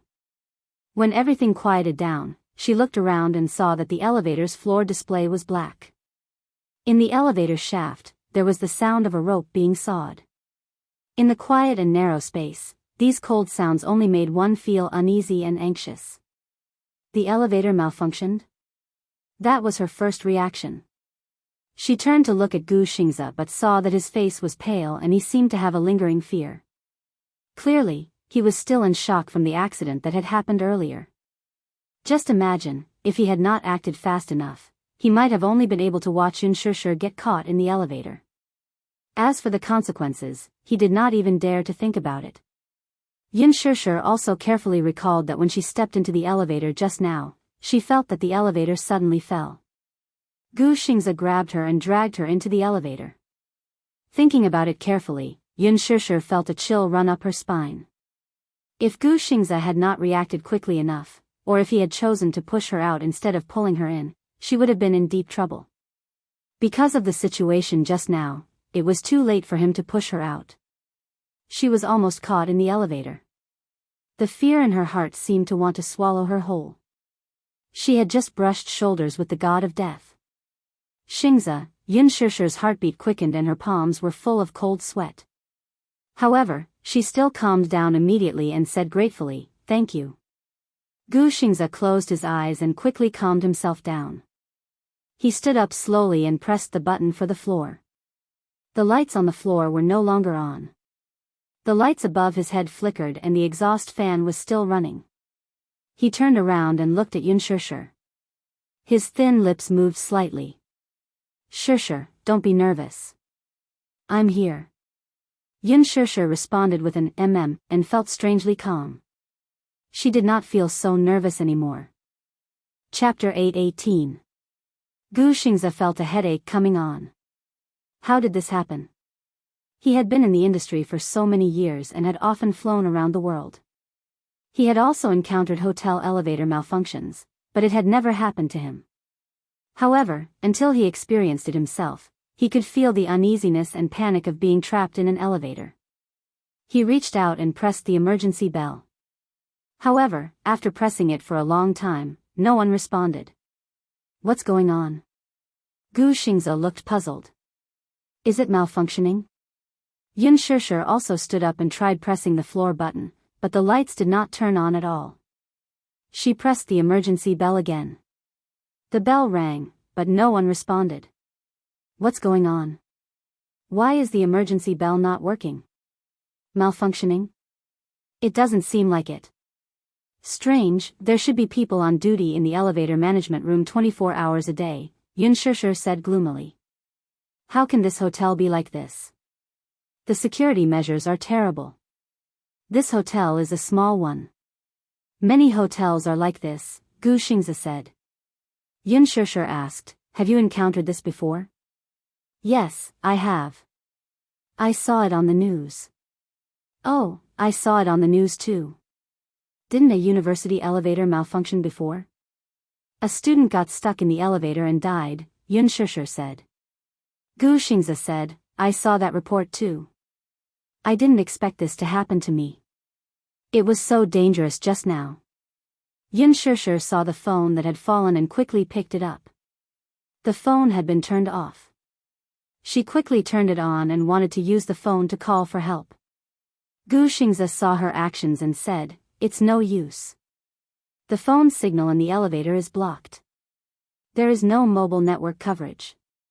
Moreover, we are in the basement now." Sure enough. Yin Shishir turned on the phone, but there was no signal. She could not make the call. What should we do? There is no signal at all. There was no network and no signal. There was no way to communicate with the outside world. She suddenly panicked and fell into a deep helplessness. No one responded to the call for help, and there was no signal on their cell phones. They were like people who had gotten lost in the wilderness, isolated and helpless. Gu Xingzi's brows furrowed slightly as he tirelessly pressed the button for help over and over again. However, perhaps due to the elevator's lack of maintenance or some other reason, no one responded for a long time. Could it be that someone in the security room was dozing off? In the end, he secretly left his post and went to play. Half an hour later, there was still no response. Frustrated, he punched the elevator door and finally gave up. Yin Shishir sighed. "Are we on the 3rd floor of the basement?" "Yes." She asked again, "Will the elevator resume braking?" "I won't." Gu Xingzi turned around and said, "There's an emergency device in the elevator. It's malfunctioning and has stopped the brakes. So now, we can only wait for the maintenance staff to arrive?" He pondered for a moment and slowly said, "Yes, that's the only way." Yin Shishir suddenly lost all her strength and felt a little desperate. Then when will they find out that someone is trapped in the elevator?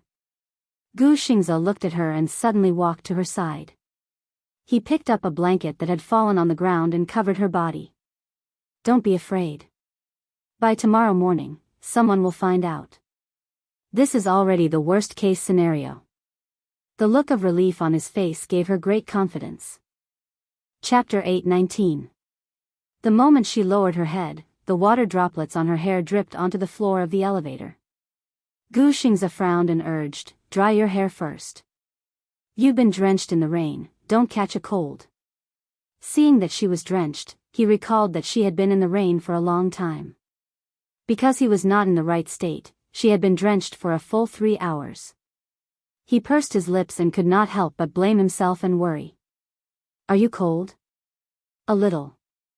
Yin Shishir curled her lips in embarrassment. Seeing the unconcealable worry in his eyes, she suddenly burst into laughter. Gu Xingzi did not know whether to laugh or cry when he saw her laugh. "What are you laughing at? You're finally not so cold," Yin Shishir said truthfully. If not for the elevator malfunction, she did not know how long Gu Xingzi would continue to be cold to her. Gu Xingzi was stunned for a moment before he laughed helplessly. He picked up a corner of the blanket and wiped her wet hair. Suddenly, he parted his thin lips. "I'm sorry." Yin Shishir remained silent. She lowered her head and unlocked her phone. She turned on the music and played a single from Gu Xingzi's album that had just been released. The sound of the music dispelled the uneasy atmosphere in the elevator caused by the dead silence. Gu Xingzi also sat down and leaned close to her. It seemed that this way, he could transmit his warmth to her. After the production team packed up the props, many staff members left. More than 2 hours had passed, but Yin Shishir was still nowhere to be seen. She raised her hand to look at the time. It was already midnight. Why was she not here yet? She dialed Yin Shishir's number, but the robotic female voice said that the call could not be reached at the moment. She rushed to the hotel, only to see the person at the front desk dozing off. Hence, she walked to the elevator and pressed the up button, but the other elevator did not respond. It was a black screen. "The elevator is broken?" she muttered gloomily. "What kind of lousy hotel is this?" This hotel wasn't a 5-star hotel. Although it wasn't considered high class, it was close to the filming location. Other than a 4-star hotel nearby, the other hotels were even more dilapidated. Only this one was slightly more proper. Lin Fengtian considered the issue of funds and booked the 2nd and 10th floors of the hotel. Among them, the rooms on the 2nd floor were arranged for the staff, and the 2 rooms on the 10th floor were arranged for the main actors. Of course, the main lead would not stay in a hotel. It was just for convenience when filming ran late. Moreover, artists like Yang Mi and Gu Xingzi usually had nanny vans to accompany them. Most of the time, this room was only used for them to rest. To be honest, this hotel was really run down. The receptionist did not have any work ethics at all. She dozed off during working hours. One of the elevators was broken, but no one came to fix it. Perhaps it was too late. The maintenance staff had already gotten off work. She did not think much of it. She went up to the 10th floor and rushed to her room. Just as she opened the door, she was greeted by a dark room. It was as if no one had been there at all. She was stunned for a moment before she mustered up her courage to knock on Gu Xingzi's door, but no one responded. There was no one there either. When she returned to the 1st floor, she passed by the front desk and wanted to ask the staff at the front desk if they had seen Xianxia. When she walked over, she saw that one of the staff on the night shift was dozing off. Forget it. It's pointless to ask. They're all dozing off. What else can they see? Chapter 820. I'll expose this hotel's service on the internet. She did not suspect that the elevator had malfunctioned, nor did she expect that the person she was looking for was trapped in the elevator. It was not that she was careless, but how would an ordinary person think of this? After all, under normal circumstances, elevator malfunctions would only happen on the news. Hence, she did not think too much about it. She walked out of the hotel and dialed Xianxia's number again, but it still could not get through. She dialed several times, but all she heard was the mechanical female voice repeating the prompts. She wanted to dial Gu Xingzi's number, but then she realized that she did not have Gu Xingzi's number. What's going on? She rubbed her hair in frustration. Where did these 2 go? Why were they both uncontactable? By the time she returned to the set, the props were almost all packed. Lin Fengtian was still busy. She stepped forward and cautiously asked, Director Lin, have you seen Xianxia? Xianxia? He turned around. Why would I see her? Aren't you her assistant? She was at a loss for words. He laughed. You're her assistant. If you don't know where she went, how would I know? Wasn't she drenched earlier? I told her to take a hot shower in her room, but she didn't come back. She complained. Have you looked for her in the hotel? There's no one in the room.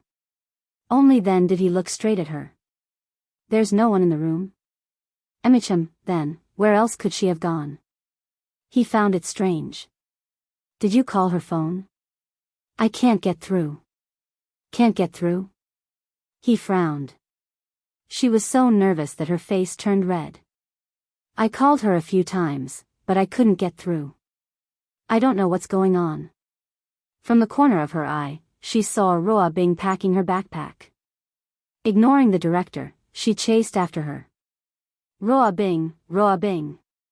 The woman stopped in her tracks with a blank look. You are. I'm Xianxia's assistant. Oh. Ruo Bing smiled. Sorry, I didn't recognize you. It's fine. She asked worriedly. By the way, have you seen my Xianxia? No. Ruo Bing was confused by her question again. However, he felt that something was off. Why did this little assistant run over to ask about her when her own artiste was missing? She was not Xianxia's assistant. Then, did you see Xianxia? He probably went back. Ruo Bing said helplessly, although I'm Xingzi's assistant, he's a little. Well, he doesn't like people interfering with his private life. Usually, after filming, he doesn't let anyone follow him. Is it convenient for you to give me his number? She asked cautiously. Ruo Bing was startled, but she shook her head. I'm sorry, I can't. Xingzia's number is usually not disclosed to others. I don't have any other intentions. I just wanted to ask Xianxia if he saw Shishir. She pleaded, or, it's fine if you don't give it to me. You can give him a call. It's an emergency, please, please. Lin Fengtian walked over. Seeing the conflicted look on her face, he said, give Xianxia a call and ask him where he is. Ruo Bing could not refuse the director's request, so she nodded. Okay. Chapter 821. The call went through, but no one picked up the call. At this moment, Gu Xingzhe was sitting in the driver's seat of his Porsche parked in the parking lot. His phone kept vibrating and ringing. No one's picking up. Ruo Bing said, this is Xingzhe's work number. He threw it aside after filming. Let's try calling a few more times. She pressed her palms together and pleaded again. All right. The woman nodded helplessly. She called a few more times, but still, no one picked up. Seeing her disappointment, Ruo Bing comforted her with a smile. Don't worry, Yun Shishir is an adult and not a child. How could she go missing? You don't have to worry so much. She furrowed her brows, still feeling uneasy. When I first became an assistant, I was just like you. I couldn't wait to stick behind Xianxia as if he were a child. Actually, as assistants, we don't have to worry about every little thing, no matter how big or small. Artistes should have their own private space, too. The director thought about it and raised a brow. You go back first, I'll send someone to look for them. Okay. Thank you, Director Lin. She had no other choice. At this moment, in the elevator, Yun Shishir wrapped her wet body in a blanket and curled up in a corner. The damp and cold air kept invading her body. The air conditioner in the elevator continued to pour in cold air. She had been drenched in the rain for so long that her wet clothes stuck to her body. She was wet and cold, and with the air conditioner blowing, she felt even colder. She did not know how long she had been trapped in the elevator, but she felt that time passed abnormally slowly. Gradually, she felt a little lightheaded. Her body slumped in a corner, and she became a little dispirited. Gu Xingzhe persistently pressed the help button until the device's battery ran out and it stopped ringing. D***it. He cursed under his breath and turned around, only to see Yun Shishir wrapped in a blanket and shivering all over. Gu Xingzhe's heart tightened. He immediately walked to her side and squatted down. He carefully placed his hand on her shoulder, but his fingertips came into contact with a patch of dampness. His heart ached, and he gently pushed her shoulder. Shishir? What happened to you? Ugh, Yun Shishir was a little delirious. She peeked her eyes out of the blanket, but there was no focus in her eyes. Cold, cold. So cold, Gu Xingzhe raised her head and looked at the mouth that was still emitting cold air. The direction of the wind seemed to be aimed at her. No wonder he felt cold. His entire body was drenched, and the cold air was blowing on his body. He said gently, Shishir, don't do it here. You'll catch a cold. Yun Shishir's brows furrowed slightly as she moved slightly. Yes. She held his arm and stood up slightly, but her legs were inexplicably soft. Gu Xingzhe touched her hand, only to feel that her palm was covered in cold sweat and her fingertips were burning hot. His heart skipped a beat and he reached out to touch her forehead. A scalding temperature spread from the center of his palm. She had a fever. Gu Xingzhe bit his lower lip. His heart was burning with anxiety and anger. On one hand, he was angry at the hotel's terrible emergency equipment, but on the other hand, he felt very sorry for her. Gu Xingzhe brought her to another corner and took off his jacket to cover her back. He was afraid that she would catch a cold in the cold elevator walls. Yun Shishir did not even have the strength to thank him. Chapter 822. She didn't notice the air conditioning in the elevator just now. She only felt that it was getting colder in the corner. She curled up into a ball unconsciously, but she still couldn't resist the cold. Gu Xingzhe sat beside her. Seeing her dispirited expression, her breathing a little rapid, and her palm-sized face burning red, his heart ached. Unwilling to give up, he pressed the emergency bell again, but there was no more sound. He pressed it continuously, and the battery had long since run out. He kicked the door, and it made a loud bang. It wasn't that he didn't shout. However, he knew that the elevator was now parked in the basement. If no one passed by, no one would notice, and no one would hear his cries for help on the first floor. Calling for help with all his might was futile. In fact, a few people had parked their cars in the basement and went upstairs. However, they saw that the elevator seemed to have malfunctioned and couldn't operate, so they went to another elevator. In this world, most people were indifferent. They were in a hurry and didn't care about themselves. After all, in most cases, most people wouldn't be willing to worry about things that had nothing to do with them. Therefore, no one reported to the front desk that the elevator was malfunctioning.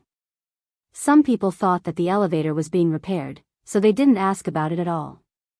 Time ticked by. Gu Xingzi picked up Yun Shishir's phone and glanced at it. It was already 3 in the morning. The phone had been playing music, and the battery was about to run out. He turned off the music to ensure that the phone's battery was maintained. This desperate situation could be considered as keeping a glimmer of hope for them. If there was a miracle and there was suddenly a signal, they could use the phone to call for help. Yun Shishir covered herself with the blanket and shivered. Gu Xingzi gently placed his hand on her forehead. Her forehead was frighteningly hot. His heart became a little anxious. Staying in such a confined and narrow space for a long time already made her feel a little suffocated. If she fell asleep with a fever, it would be easy for her to have breathing difficulties. If the high fever didn't subside, it was even possible for her to suffocate. Therefore, he said gently, "Shishir, don't fall asleep, okay? Wake up."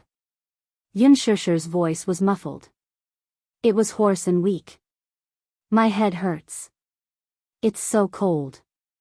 Gu Xingzi's brows furrowed slightly. Instinctively, he wanted to reach out and pull her into his embrace. However, just as he reached out his hand, he lowered his head to look at her slightly furrowed brows. Suddenly, he froze in mid-air and didn't move for a long time. He looked at her trembling shoulders and struggled in his heart for a long time. In the end, he placed his hand on her shoulder and slowly pulled her into his embrace. Yun Shishir was startled for a moment. Suddenly, she felt a strong heartbeat in her ears.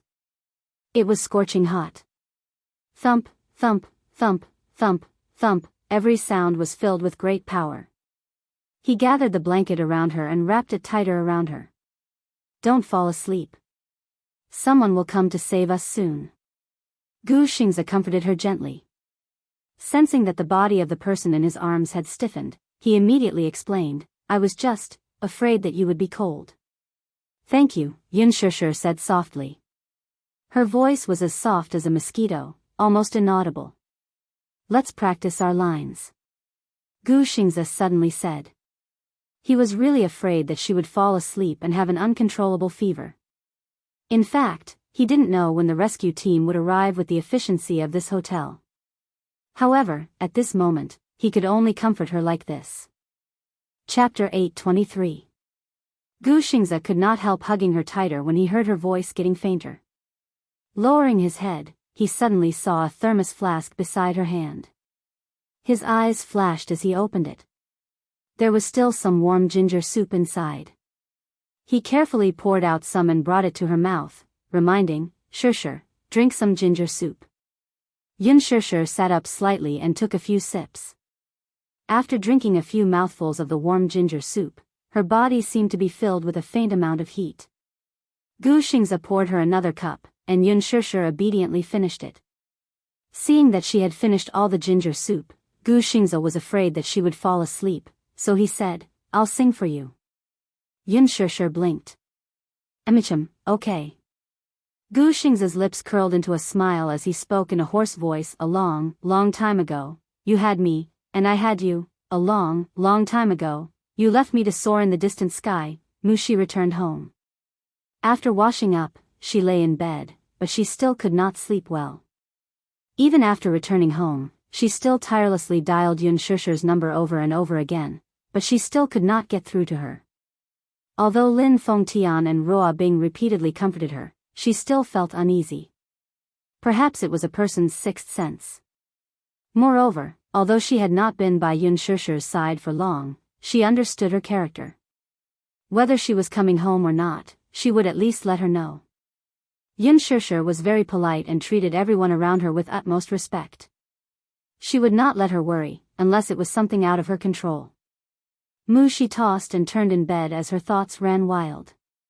Suddenly, she sat up in frustration, and the phone beside her pillow rang. In the dark and quiet, the phone's ringing gave her a fright. She was startled at first and then quickly picked up the phone, thinking that it was Yun Shishir calling. However, the string of unfamiliar numbers displayed on the screen made her heart turn cold. She sighed and picked up the call, asking weakly, "Hello? Hello, are you Yun Shishir's assistant?" A child's childish voice came from the other end of the phone. It was quiet, but there was a hint of anxiety.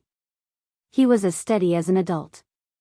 If it wasn't for that immature voice, she wouldn't even be able to tell that it was a child's tone. She was stunned and subconsciously answered, "Yes." On the other end, Yun Tianyu was sitting on the sofa with a business card in his hand. His expression was solemn. "Yun Shishir is my mommy. She hasn't come back yet, and I can't get through to her phone. I want to ask, do you know where she is?" She was stunned. She immediately reacted, thinking that it was a child's prank. Child. Shishir had a child. What kind of joke was this? Shishir was only 24 years old, and she already had a child. She obviously didn't believe him. However, is my mommy still filming with the crew?